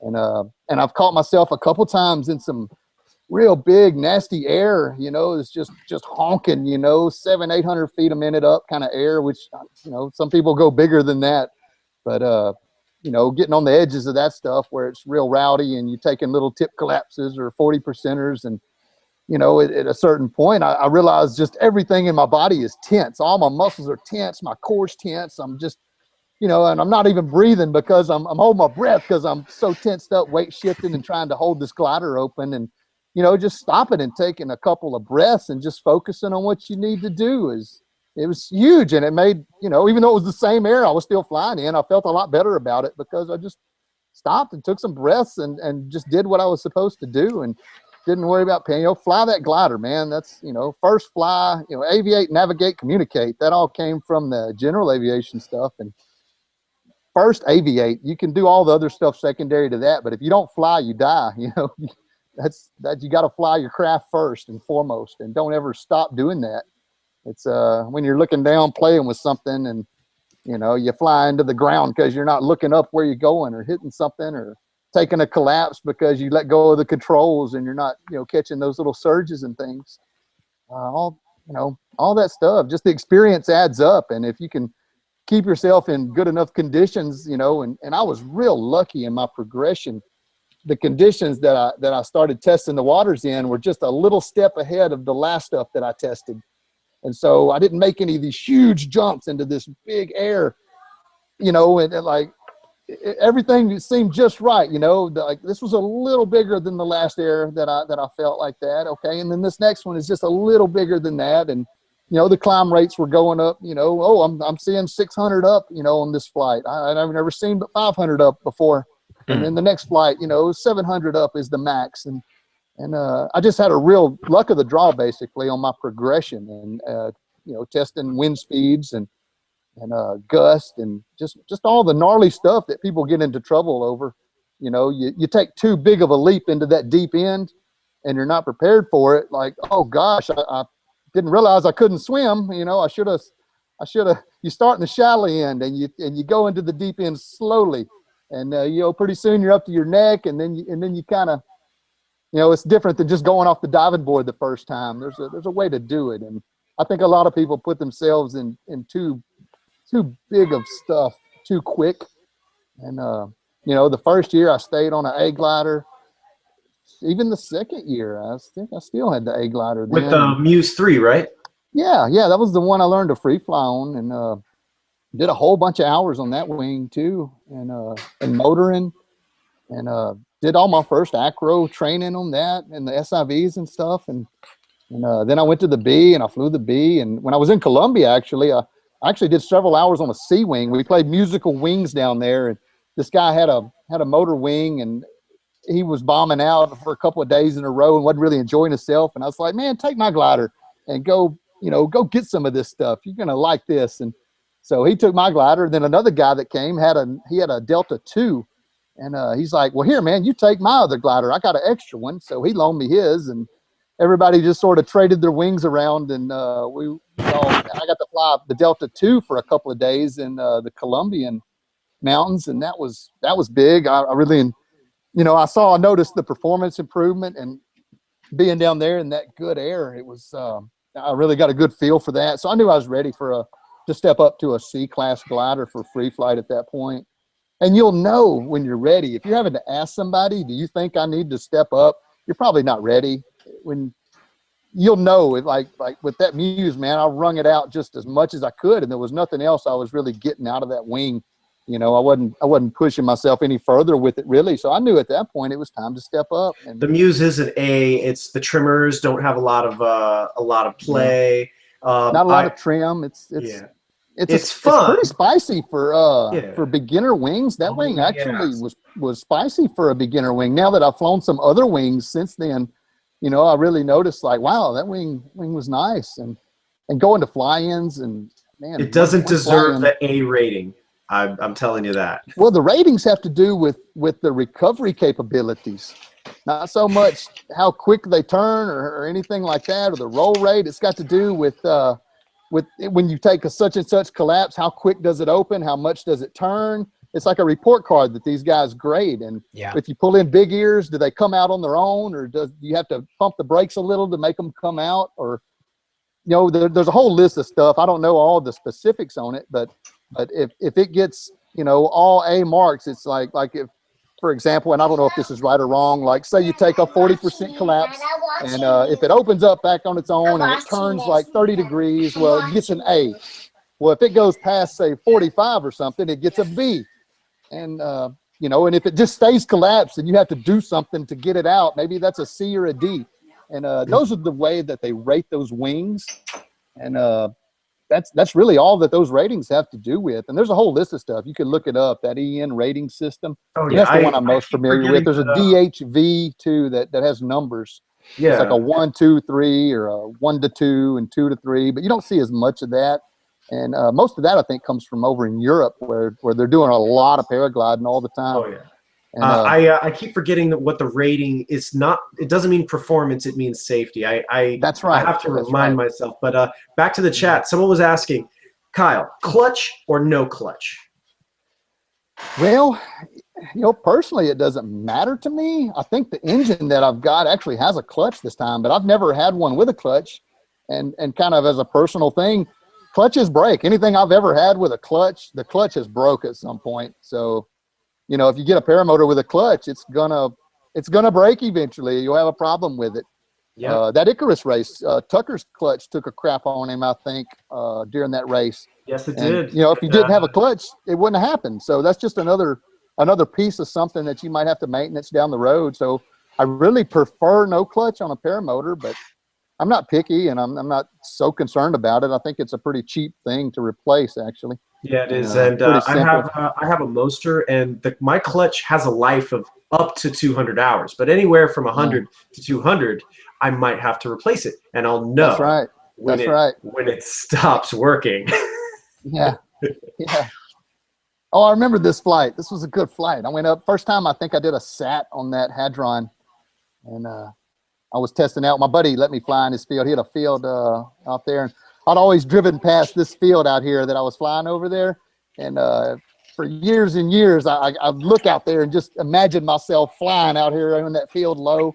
And even before I was a paraglider, you know, I was looking out in that field, wishing that I was out there flying. That's, you know, the sickness. It's deep. It goes way back. And I was like, I'm going to this place, and I'm going to fly that field in my paramotor. And that's what I was doing out there that day. Just living the dream, man. Living the dream. Really how long did you wait before you started doing maneuvers? Oh, I mean, before you started doing like acro stuff on the paraglider? Yeah. I guess it was probably a year or two, maybe 2 years. Yeah, I think it was during between my second and third year of doing it, I started toying around with some wing overs, and it was after that second SIV. I learned to do a sat at that SIV, and yeah, there we go. There's the boy, you're in it right there. It came in there a little bit, but yeah, no problem. And I had a real crappy wrap. I had those 2D steering lines, and I really was trying to figure out how to wrap it, and that line dug down into my finger real hard on that one. I didn't like that, but now I just reach up above the toggle and grab all those lines and pull them down at once when I do them nowadays. And you know, live and learn. But and I like those little balls on the end of the lines. When I'm free flying, I don't even think I use the toggles. I think I just pinch the lines, because you can get so much feedback through that glider. And that's another thing that really sold me on the paragliders, man, is the feedback that you get if you've ever flown airplanes a lot. You know, you've got the stick and your foot controls, and you've got some feeling to the air. But you don't, I mean, these lines are hooked straight into your nervous system, man. It's like you're a puppeteer, and you can feel the air with those wings, and you feel it in your hips. I mean, it's hooked to your body. You're hooked straight in. It's, I'm just in love with it, man. I don't know. Maybe that's how a bird feels, but he doesn't know it. I'm not sure. But just being hooked straight into that glider, it's dream come true, man. I'm living the dream. All my dreams have come true, and I couldn't be happier about it. And, you know, just try to make good decisions, and something else that we should mention as far as safety, and something I've noticed. If I'm ever trying a new maneuver, man, I will research it. I will read about it. I will live it in my mind, and I also look up, how do you get out of it? What could go wrong? And if something goes wrong, how do you get out of that? You try to go through every little thing while you're on the ground, and you can think about it. Because in the heat of the moment, I mean, just with the cravat with the 3 Gs, you know, I'm wound up tighter than rip, spinning around to my fate. And like, oh gosh, it's hard to even reach up at this G level and grab the line I'm supposed to grab. And, you know, I'm fishing for that Stabilo line. I knew if I could get the Stabilo, you know, I could pull on it, and I knew what color it was, and I was reaching up there to grab it when they told me to stall it again. But I'd done all that in my head already when all this was going on, and so there was nothing I actually had to think, oh gosh, what do I do? And I see people try stuff sometimes when they have no idea what they should do. Just like the wingtip drag. When I did the wingtip drag, it's something that I'd practiced a bunch at like 20 feet, and I thought I had a good handle on it, but you know, and the first one was good. But oh yeah, I saw that. You did it perfect, and lucky that you were on that wet grass. I know. That's another reason that I picked that spot. Wet grass trumped water, in my opinion, because if you dip on the water like that, you're going in, man. You're gonna tumble and splash, and I don't know if you ever crashed on a set of water skis, but it's not fun, man. It hurts. At a certain speed, water becomes concrete. Yeah. But that grass, if you're coming in at a low angle, you know, you're just going to slide across it, basically. You know, it's the cosine, the Pythagorean, the angular momentum. When you go into something, there's a force going 90 degrees And if you can limit the force one way, you know, and put most of it the other way, then you're good. Kind of coming in at a sharp angle on something. That's the way you want to do it. Hey, you don't want to come in straight. Perpendicular to the ground is bad, but skidding into it is not so bad sometimes. Oh yeah, just get some grass stains, not that's road right. rash. That's right. Grass stains, new propeller sometimes. But so the propeller that you put on there, you put on your video that propeller gave you 60% power on your Nitro 200. How did you find that out? Yeah, it was a Nirvana propeller. It had the wrong pitch on it. It was 3 blades, but the pitch was not. It was not geared right for that motor's RPM. And it just didn't have the thrust. As cool as it looked, it didn't work. So that means there was a guy there that had a Nitro 200 that had a propeller that, that fit it, and it worked good. I still got the propeller on the unit, the same one, same repair. Cool. I hadn't changed it since. I've got some nicks in it though. I probably need to take it off and balance it, but I hadn't had a good stretch of crappy weather yet, so I'm waiting on that. And do a little prop balancing, fix some nicks, that sort of thing. Probably make a video about it. It's a good idea. Yeah. But yeah, like I've seen people try these. Go back to what I was talking about. I've seen people try stuff on a whim, and it usually ends badly. You know, they just kind of, I think I'm gonna try this now, and then boom, you know, biff it in, and like, man, you should have put some forethought into that, or gone to SIV or something and tried it out first. And it's you know, you gotta plan for these things and practice these things. And at the SIV that we do, we got a simulator set up, and all the maneuvers are performed in the simulator to begin with. And you don't just, you know, at first you don't just go out doing full stalls and everything and spins. And that's kind of the, you know, that's the point where you're really aiming toward, and that's going to give you a lot of confidence and everything.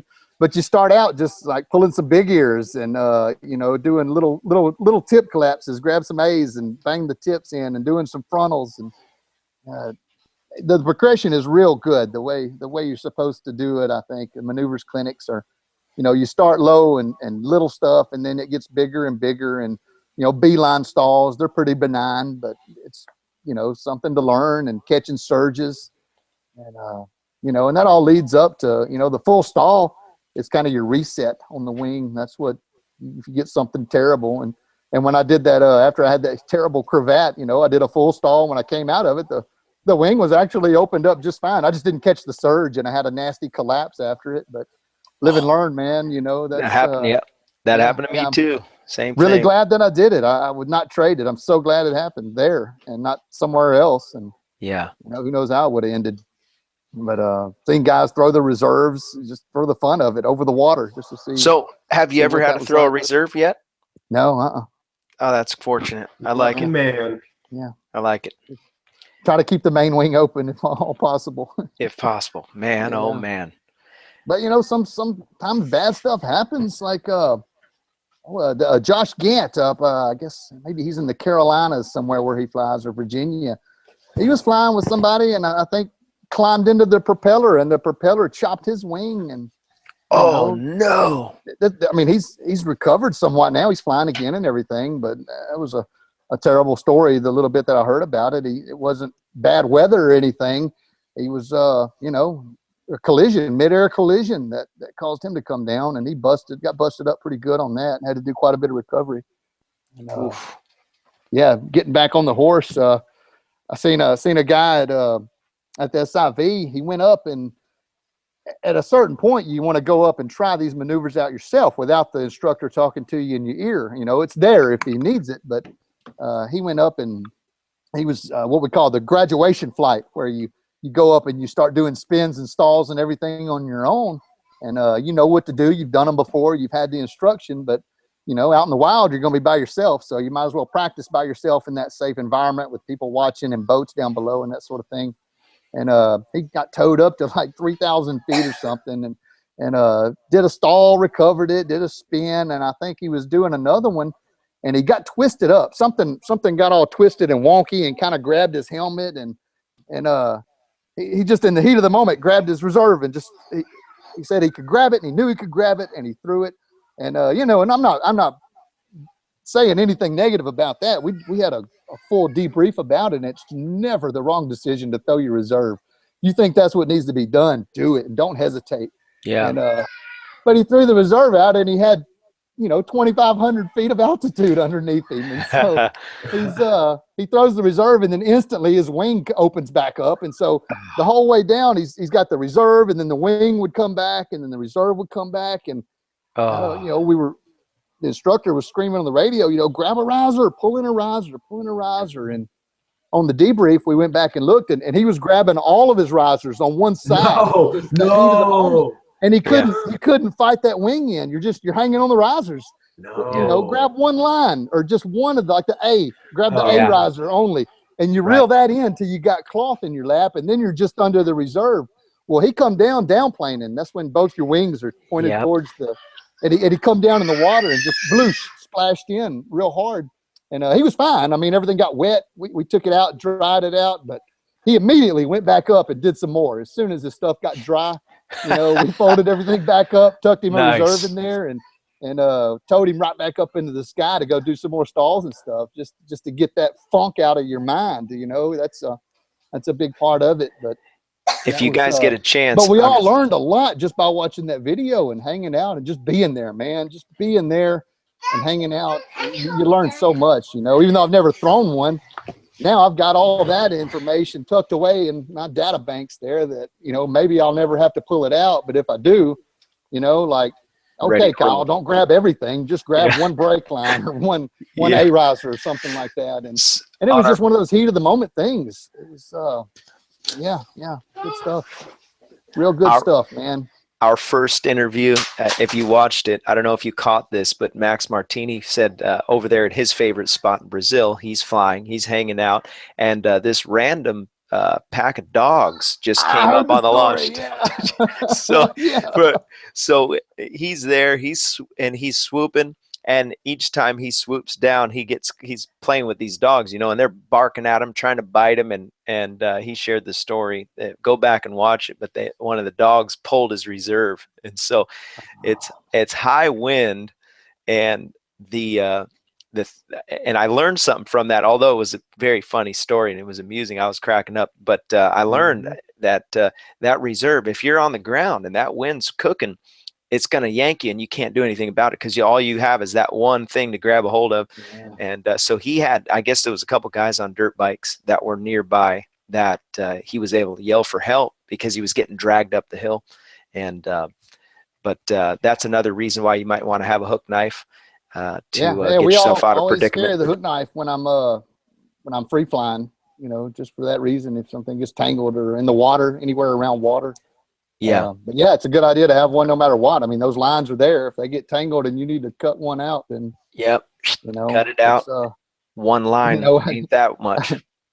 It's not public knowledge, but I had a tree landing once. Tell us. Yeah. Tell that story. This is a Where's good the story. GoPro? The GoPro was in the LZ on the ground on my other helmet. When I packed my gear up from the previous flight, I guess it fell out of the harness. Because when I got to the top of the mountain, I was like, where's my dang helmet with the camera? Oh my God. And so I had an extra helmet. I put it on and no camera. And the story of this thing is we were at a mountain up in Oklahoma, and behind this mountain, there's nothing, man. There's trees. If you end up back there, you're going to land in a tree. There's no way around it. And there was a lookout. It was this beautiful scenic drive mountain that we're all ridge soared, man. It's like a wonder wind kicking off. Just beautiful conditions. It was perfect soared conditions. And I went down the mountain, and there was a huge crowd of people that were gathered up.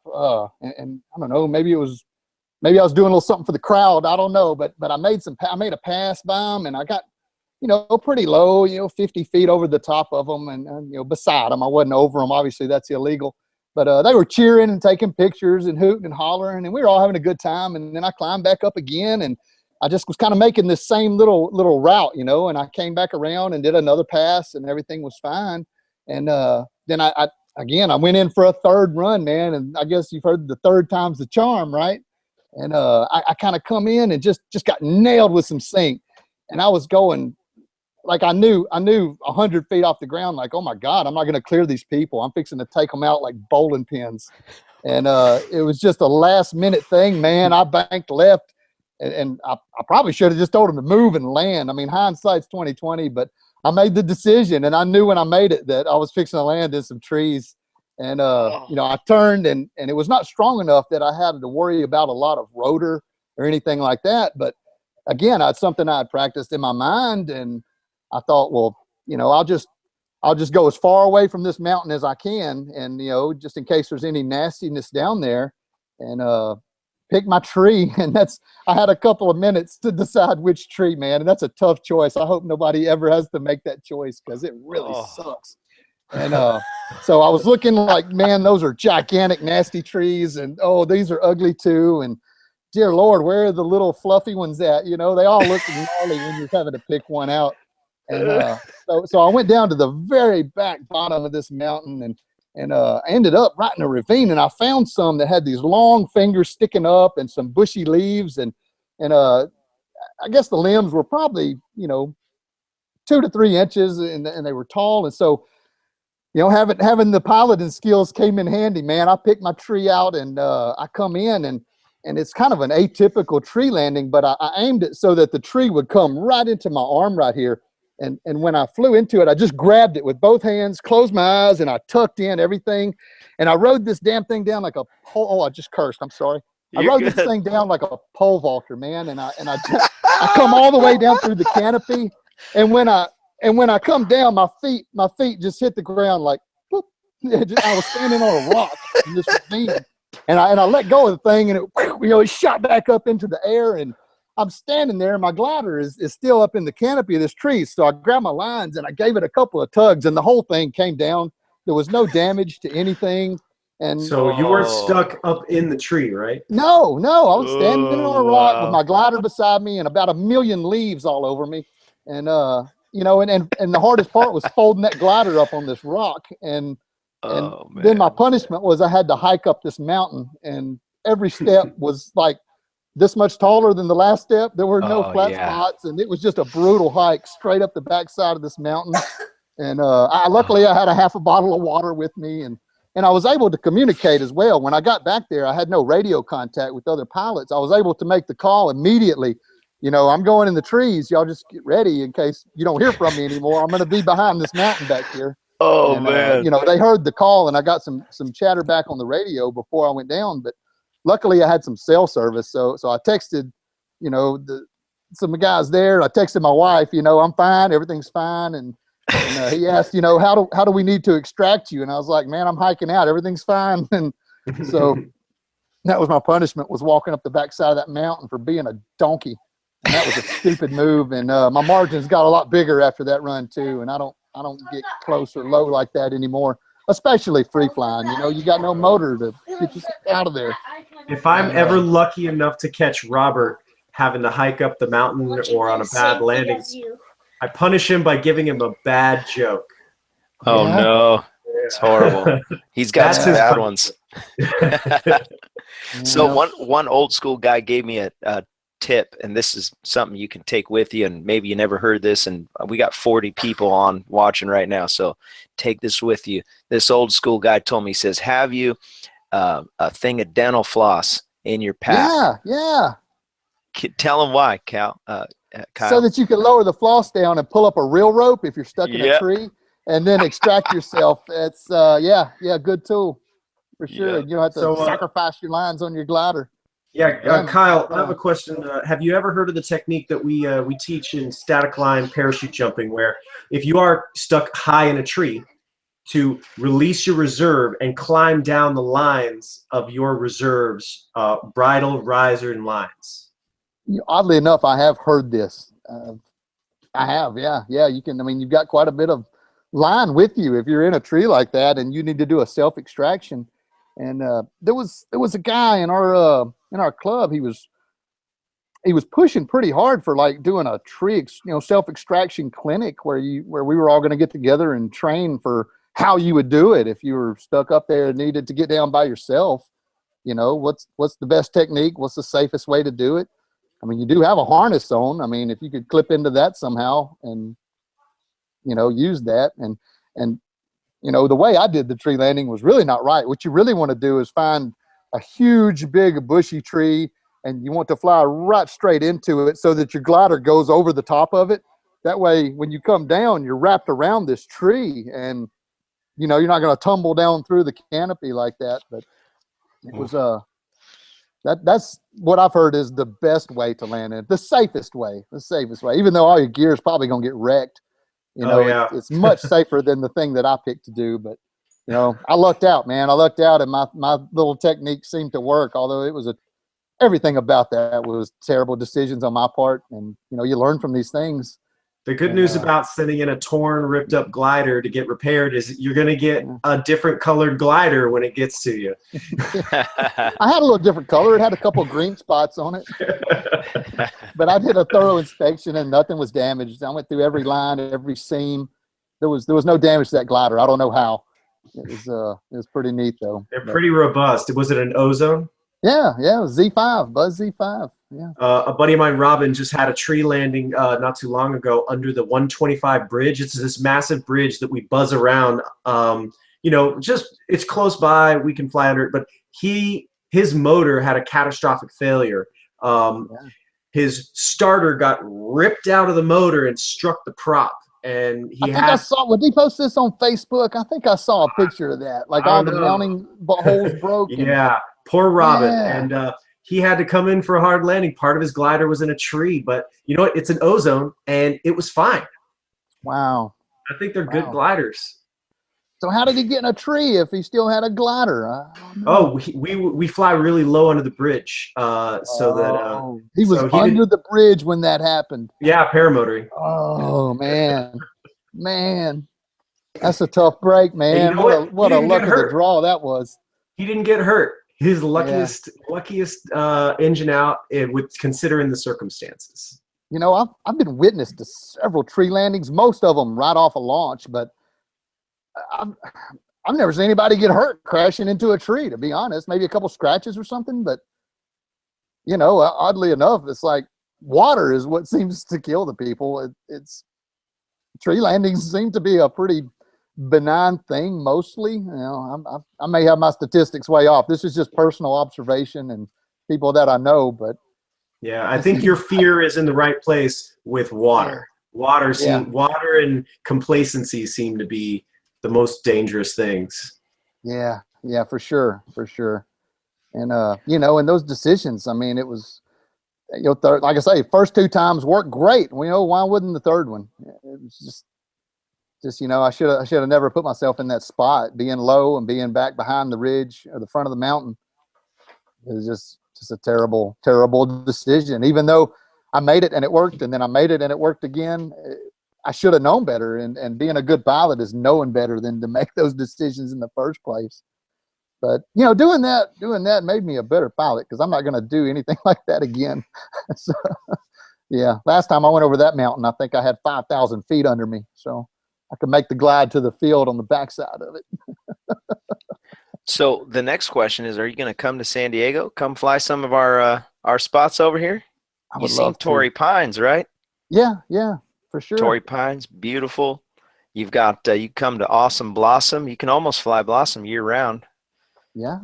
I'm talking free flight, by the way. I'm all about some free flight, man. You can travel with those gliders like airplane luggage, man. Just throw them on the plane and check it in as a suitcase, and then pick it up at the luggage rack when you get off. And going to Colombia, I was so scared I would get down there and they would lose my glider, because I had to switch 3 flights I think it took to get down there, and I was just worried to death that my stuff wasn't going to come out of that hole in the wall. Yeah. But it was there, so we were good. And there was some horror stories about people that got there and they had lost their gliders forever, like they never got them back. And I can't handle that stuff. I'm so attached to my wing. I mean, I would cry probably. Yeah, that's your money maker. The wing is what you're flying. Yeah, that's why I was like, his starter broke. I mean, why did he crash into a tree? Because he still had a wing flying. Why didn't he pick a good LZ? But again, put yourself in a spot where you got no options, then that's what I did. I put myself in a spot where I had zero, and I really don't want to do that ever. He managed to get a good landing, but a few lines got caught in that tree, and even when you think you have a good landing, you got to be prepared. Especially it's a good thing he's an experienced pilot. He knows what he's doing, and you know what, that probably was a contributing factor. So there is no substitution for good experience. I agree, man. I agree. The experience is where it's at. But, you know, you pick up stuff where you can. That's what I try to do. I mean, no matter what, listen, you know, even the ignoramus that is preaching stuff that is terrible, if you can determine that what he's preaching is terrible, then you're learning. Yeah. Half of my nonsense. Yeah. I deal with people in the healthcare profession, man. You get all sorts of stuff. By the way, in the beginning, just before we started the live stream, I called Kyle and I gave him a phony call and pretended like I was looking for drugs. I should have put that live, man. I wasn't thinking fast enough. Well, I saw California coming up on the caller ID. And our caller ID is kind of sketch, you know, but it does tell the state. You know, like who's calling from California? It's either a salesman or it's Robert. Let's see. Yeah. But that was a pretty good voice disguise you did. I thought it was a little old lady for a second, for real. I was like, who do I know that's got family in California? I just knew that's what it was. Yeah. I need some drugs. I'm looking for a drugstore. Yeah, that's it. Is this Nina? Yeah. You owe me money. There's a lot of sense of humor in the drug world. Like, for instance, there's this drug called azithromycin, 1 gram powder packet. Right there.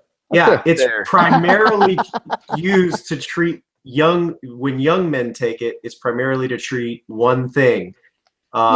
If you get the script that says to take 4 at a time all at once, they've been sticking it where they shouldn't have. Yeah.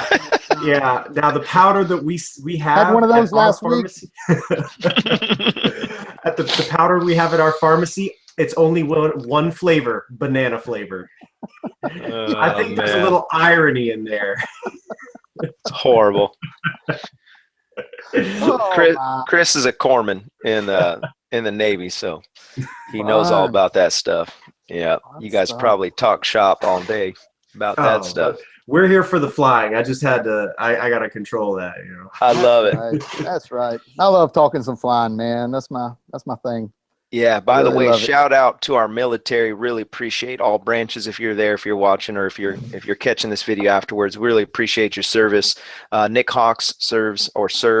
Not only did he serve, I don't think he's paying attention, but he's one of our elite forces. Just a great guy, man. Been able to, he's done some stuff for us so that we can enjoy the freedom that we have. Also, Chris in the Navy for a while now, and you know, these guys, they put their life on the line, and there's nothing more than saying, hey man, we really appreciate you. Whenever I'm out, I try to get them a coffee. If they're behind me in the line at Starbucks, I'll try to pay for theirs, or, you know, just try to do something for them. And so if you're out there, do something good for your military guys. And we live in the greatest country in the planet, and it's because of guys like them who lay their life down. Heck yeah, man. Heck yeah. I'm all for it too. The soldiers are great. That's a great shout out, man. Thank you. For sure. Yeah. What was that? You got somebody over there banging on the door or what? No. I was looking over at the comments. Oh. Yeah, I got my other screen right here. Seeing if I could pick one up or something. Yeah. So, anybody want to know anything else? Any? Well, there was one fellow who was wondering your take on powered parachutes. He was wondering why powered paraglider guys don't really care for powered parachutes. Now, I haven't really seen any kind of clash between the two. See, the thing is, those powered parachute guys paid a lot more for their stuff, and they're so jealous that they hate us with jealousy. Yeah. Oh, they're like, man, I felt bad one time. There's this company that sells these Skyrunner things right over here in Shreveport, Louisiana. That's where they build them. And one of the places I go to fly when I'm on one of my field trips, a little grass strip airport down there, and these things are like really expensive. They're like these ATVs that are powered parachutes at the same time, and their motors much bigger too. They're mostly like ATVs, like they've got the same wheels that you go up to the mountains to go rock climbing in, and these things are flying, and they're they're just big powered parachutes that have a 4-wheel drive. It's got 2 engines on it, one for the wheels and one for the propeller. So you've got all this weight, and they're big, heavy monstrosities of aircraft, but they do fly. And this guy was there. Apparently, he was a rich man, like owned a country, and like they showed up at the same time that I showed up, and they were demoing these things for him, and he was going to buy a couple for Christmas gifts for his family.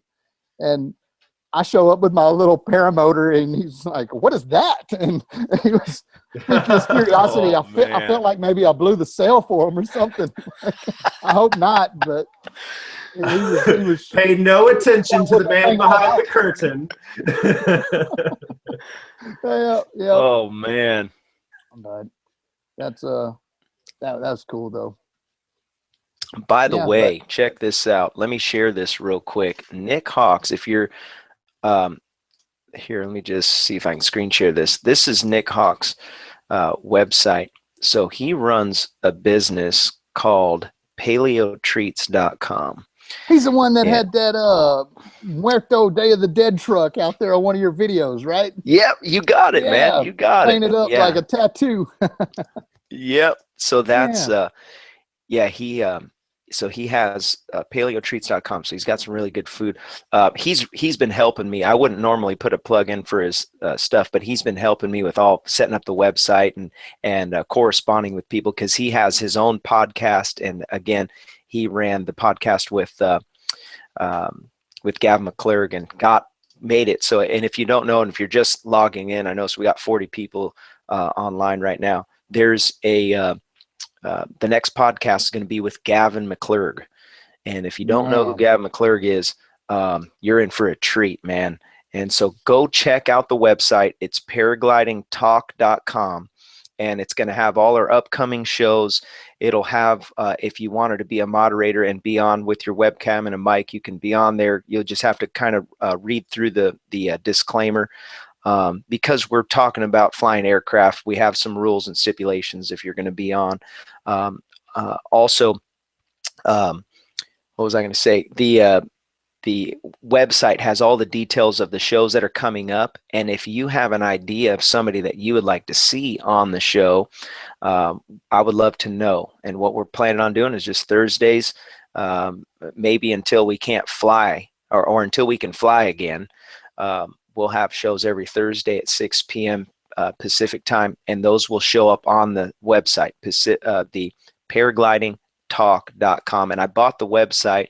I set up a little Patreon account so that I can pay that off. I figure I'll get a couple bucks off of that somehow. And so check that website out. Go there, check out I'm going to set up a blog section on there. So if you have questions, there's also, if you saw Mr. Bandera had popped in, I don't know if you're still on, he's over there in England, I believe. And he's a writer for, not a paragliding magazine, but it's like an outdoor magazine. And he's had the best videos, man.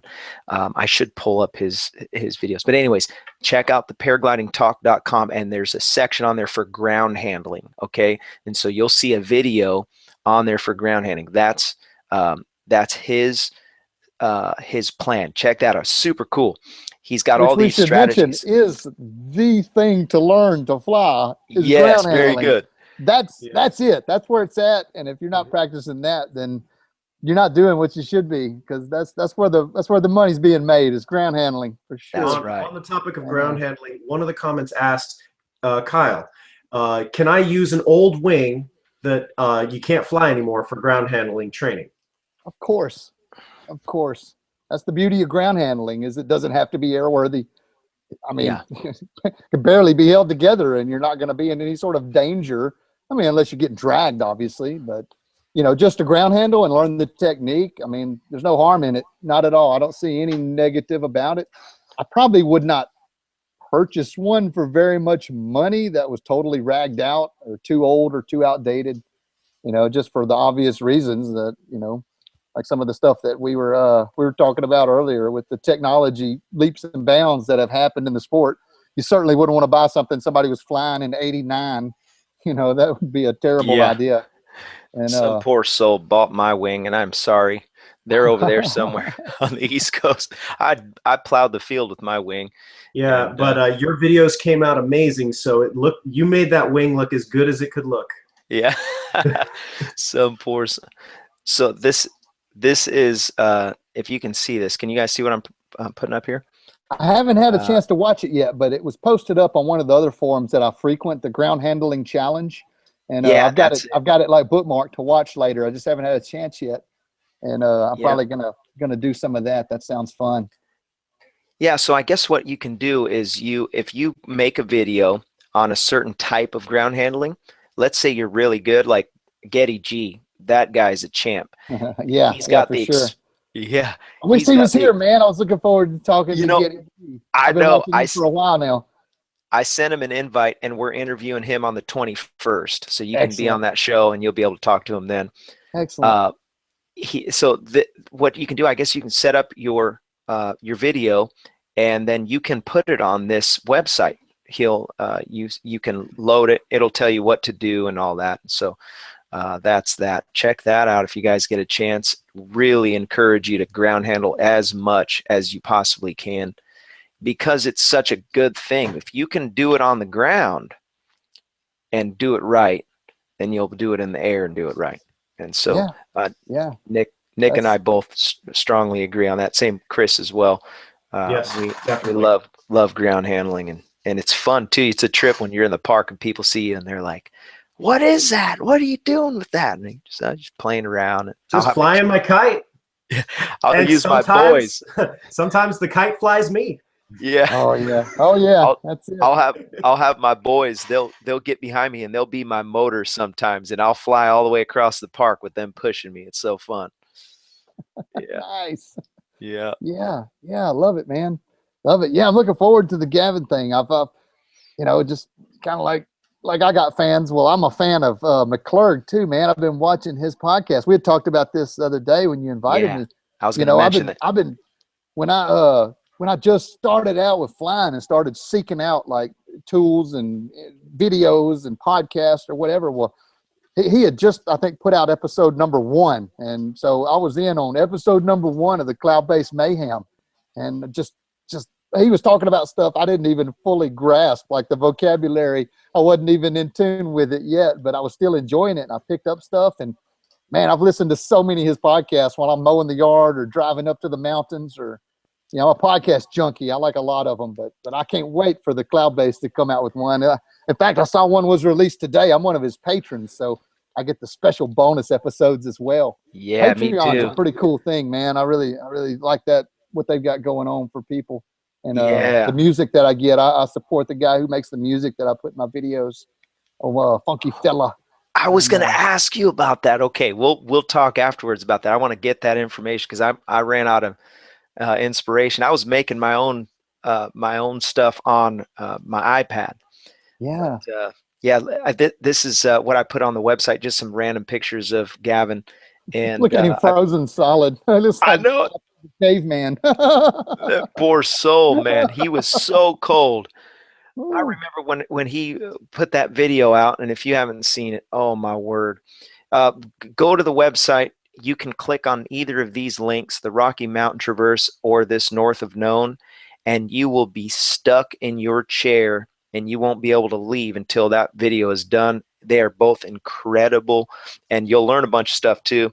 And I hadn't seen the video, but I heard the podcast where he talked about it, so I know the whole story from at least what he turned loose on the podcast, and that was I'm excited to watch that video. I just hadn't had the chance yet. Oh, you will love it. You will love it. I'm sure. It's incredible. Sure. Yeah, I watched the one where he did the Canadian Rockies, that Rockies Traverse that he did. And that was pretty cool too. But yeah, I'm looking forward to the Alaska one. And he was talking about how different the weather was there. It's like nothing worked the way that it did where he usually flies or where he's flown before. And that what I was saying earlier about each spot has its own little things, and it's always different everywhere you go. Just You know, just like he went up there and nothing worked the way it was supposed to. And I think he ended up walking most of it. And then when his buddy left, he flew for miles and miles when it was all over or something. I had to ask, I'm like, what happened? I was talking to Nick and I said, what happened at the end there where you kind of lose the video and you don't see him traveling the rest of the way? And it was because Red Bull had just left. Yeah. With the camera crew and everything. We're like, we're done. And so Gavin's like, but I'm not here for you. For 100 miles. Yeah. I'm not here for you. I'm here to do this. And so see you guys.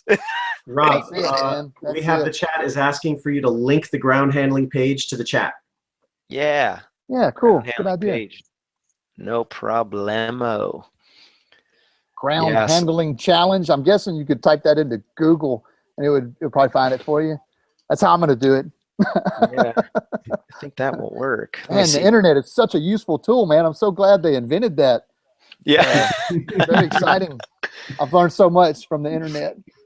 Pretty cool toy. Groundhandlingchallenge.com. There's definitely stuff you don't want to Google, though. Trust me. Oh, yeah. I've run into some. Man, I've got some stories. Being in the healthcare profession, sometimes we have to look up stuff like. Yes, no, please, no nightmares tonight. I'm not going to tell any of those stories. I'll have to go to a different podcast for that. Hey, that's the podcast I'm starting. www.creepyerstories.com. Creepy ER stories. Oh boy. Yeah, I once received a prescription for an iPhone. It's like, sorry.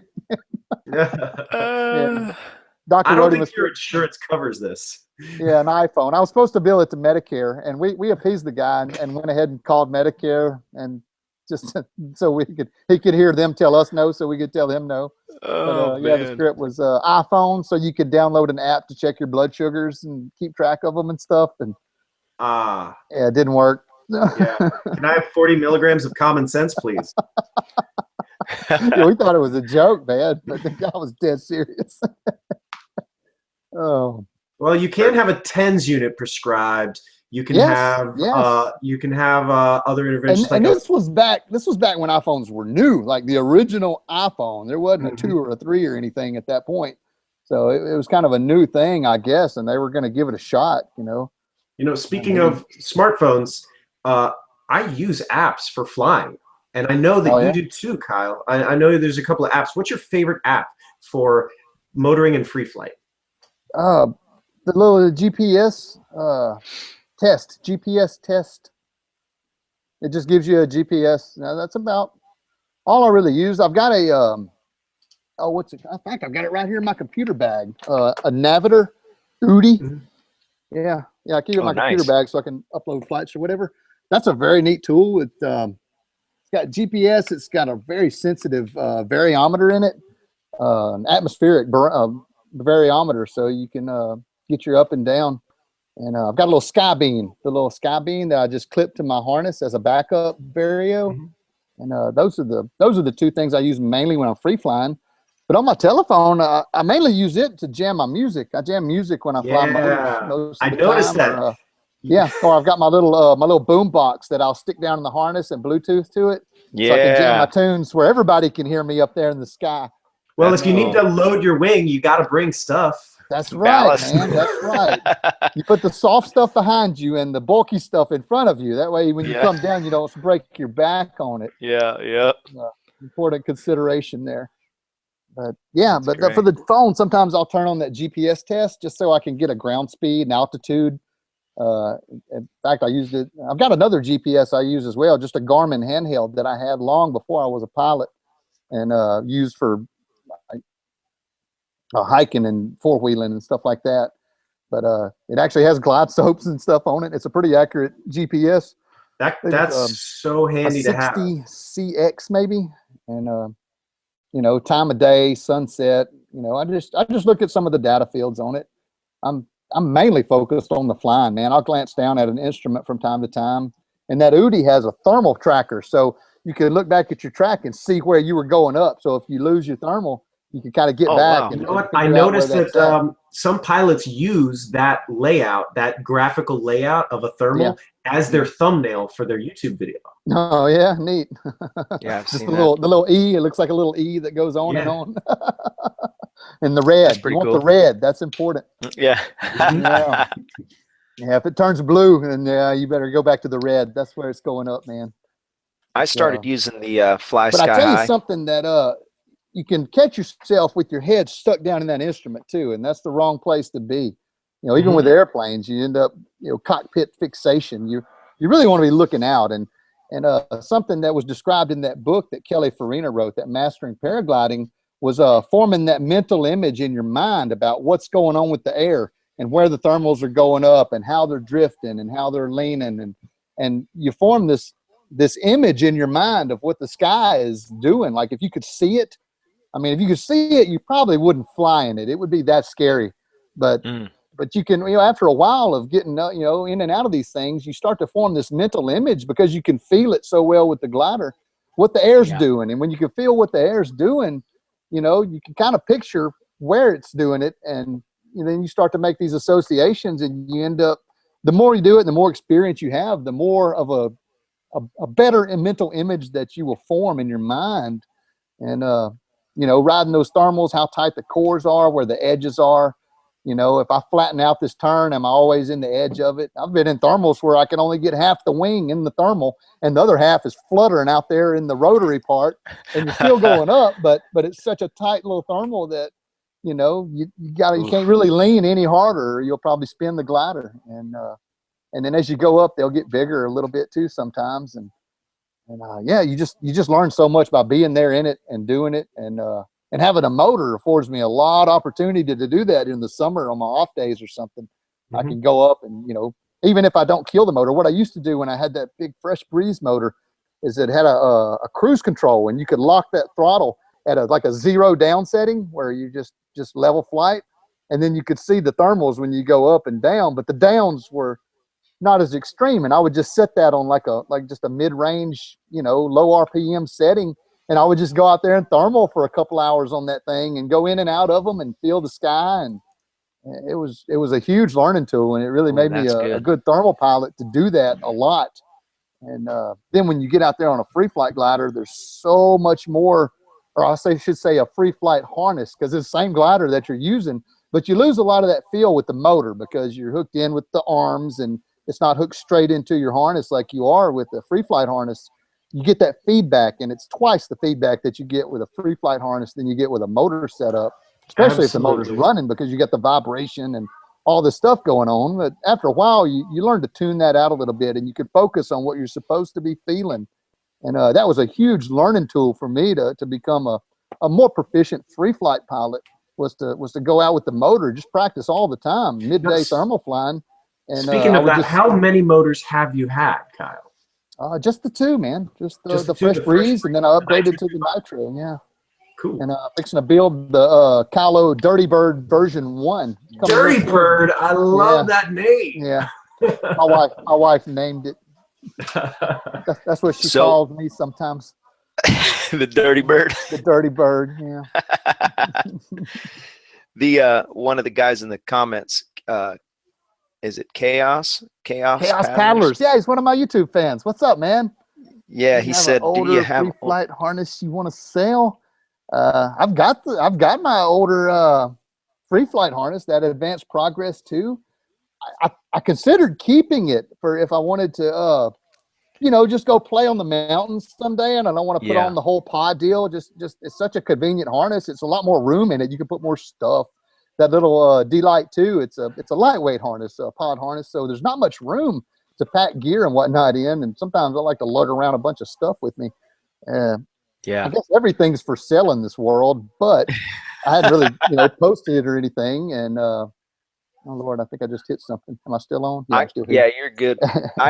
I got mine off of eBay, and I probably shouldn't have, but I did my research before I bought it, and I got a pretty good deal on my harness, so. You check eBay. That's what I would do, because I'm a cheap guy. For sure. And like I say, I considered keeping it because I'm offering training now. One of the goals that, you know, a shameless plug for my stuff here, but I eventually want to build up some gear so that I can have some gear for people to train on. But for now, I've got it where, you know, you have to bring your own gear and use that for the time being.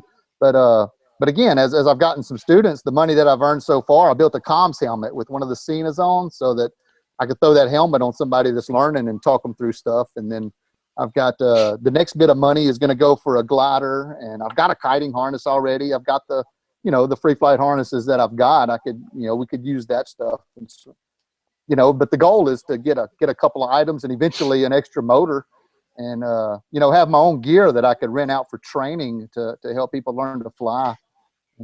That's kind of, you know, I really just want to help. I don't want to be a dealer, like I said.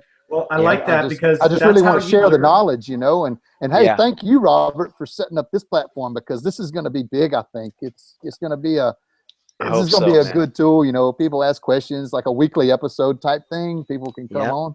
I just, you know, like I say, when I saw episode number 1, I went ahead and subscribed right then. That was like, heck yeah, I want to be in on this. To know that I was going to be episode number 2, that was like, you know, wow, so cool, man, wow, what an honor, man. Thanks. Oh no, I'm thank so happy you that you invited me. And thank you. That was, you know, the honor's all mine, dude. I appreciate this. Yeah, we're gonna try to get. Hope it helps somebody make better decisions. That's the trick, man. That's the trick. I got my list going of guys who I'm gonna go after today. I actually went after Tucker Gott. Oh yeah. I sent him an email. Did he answer you? Not yet, but we'll get him. He probably gets inundated with stuff, man. I know. I know. Man, I get so many messages and texts, and you know, people, you know, and I love the fan base or whatever you call it, but you know, it gets to be so much that I can't really give a lengthy response, like, you know, thanks, and I got to say thanks, you know, 14 times a day to somebody. You can't really type a paragraph each time, or you run out of day pretty quick.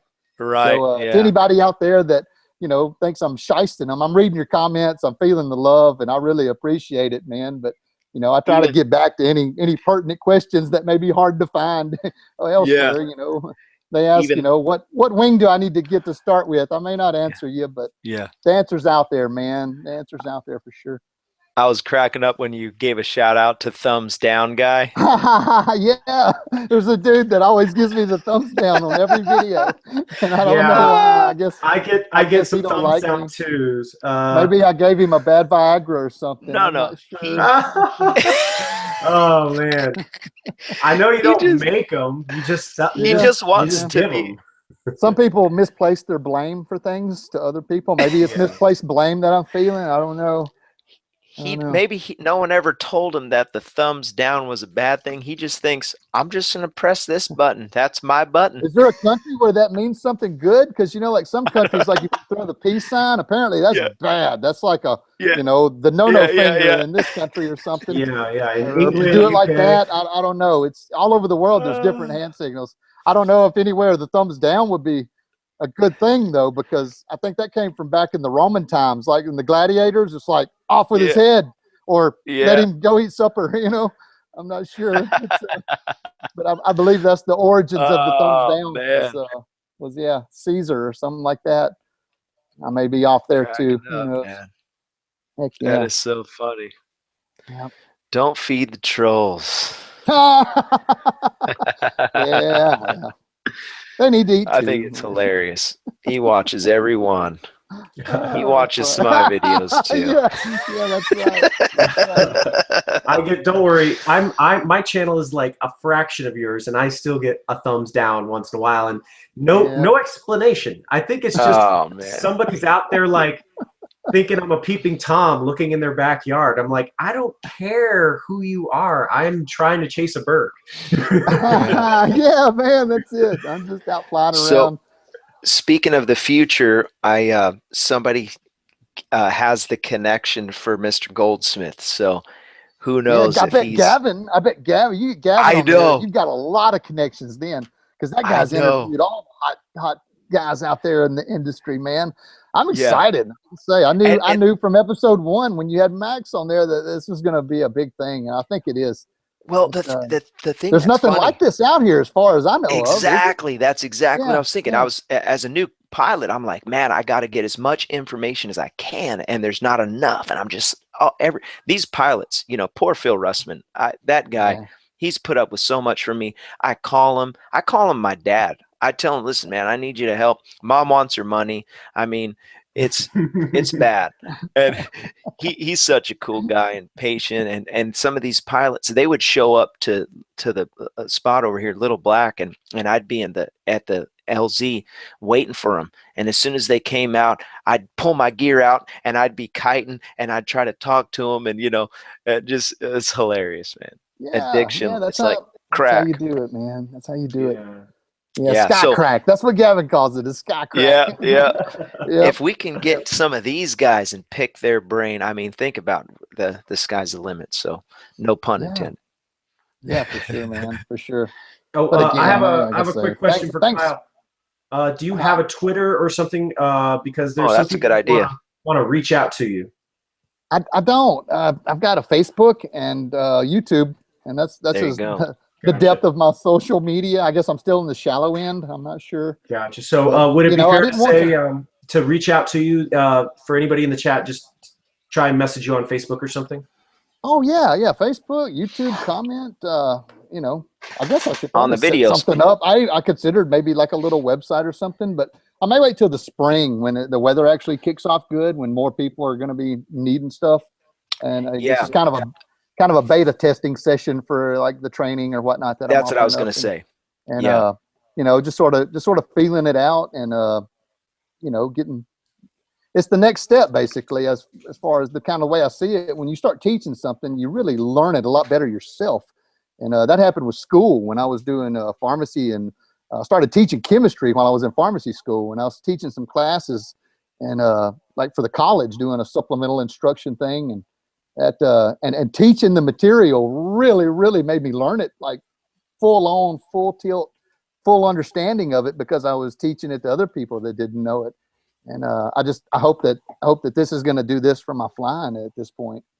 I hate to be selfish, but I'm kind of using it for myself, teaching others so that I may better understand it and start noticing things. And that's what I've heard from other instructors. Like when I asked the guy that taught me, like, should I do this? And I eventually want to get certified with the US PPA, I guess, the motor Jeff Goins thing, right. Because I'm mainly going to be teaching motor. And since that's what I do most of, I want to keep the free flight just for myself. I don't want to get into teaching that, but I wanted to get certified onto their syllabus and everything.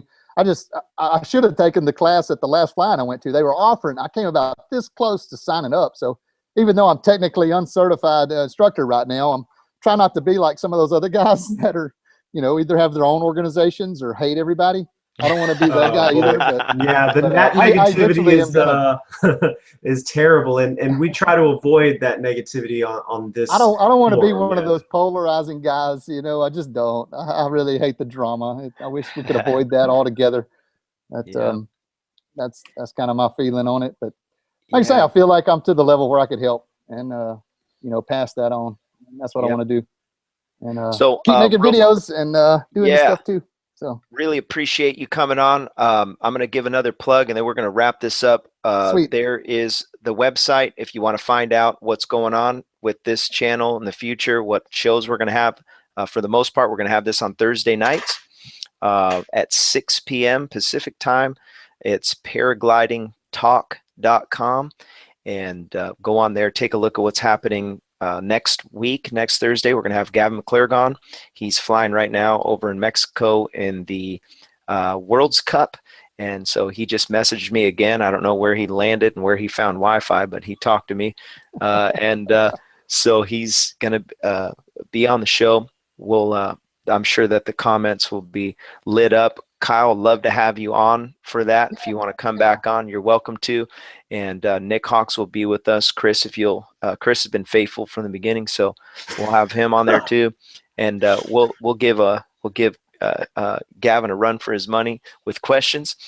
And that said, really appreciate you guys. Let's keep it rolling. Appreciate everybody in the comments that's there. I'm floored that there's still 40 people online right now. Oh, wow. Just cool. What a cool thing. I don't want to turn it off, but I got to go eat. My wife's going to kill me if I don't get off of here. Yeah, mine too. I've been in the store for going on 11 and a half hours now. I'm kind of ready to get out of here myself. Yeah.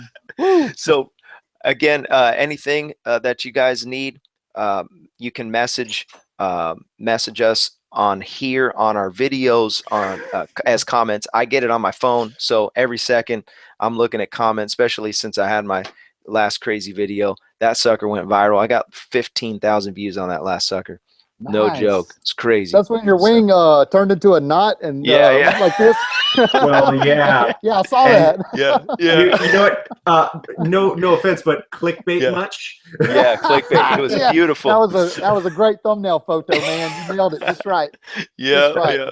I watched all 14 minutes of that video before it happened. Was like, he got me. Hey, you know what? You gotta hook them. You gotta hook them. And I'm still getting subscribers from that. I was grading your technique as I was watching it all by myself. Yeah, everyone does. I saw you fall out of the thermal about 9 times, Robert. What are you doing, man? You gotta stay in that thing. You know it. You're guilty. Oh, I know it. It hurts so bad. I did it too, man. I did it too. I fell out of the thermal so much. I decided that I'm gonna learn how to stay in these stupid things because that's what makes you go up. It's the safest thing is stay in it. Yeah. Yeah. Keep turning, man. Keep turning. Yeah. Read that book, man. Read that Kelly Farina book. That thing. Yeah. I'm serious. It really is helpful. That is my next book. Yeah, I'm in the very last stages of my 50 Ways to Flyberry. That's a great book, by the way. If you guys are still watching, check that book out. And I'm stoked. Okay, guys. So appreciate you guys. Have a great night, man. Thanks and again. we will see you in the air. And I'll see you next week, guys. I'll talk to you soon. Take care, Rob. All right. Good night, everybody. Good night.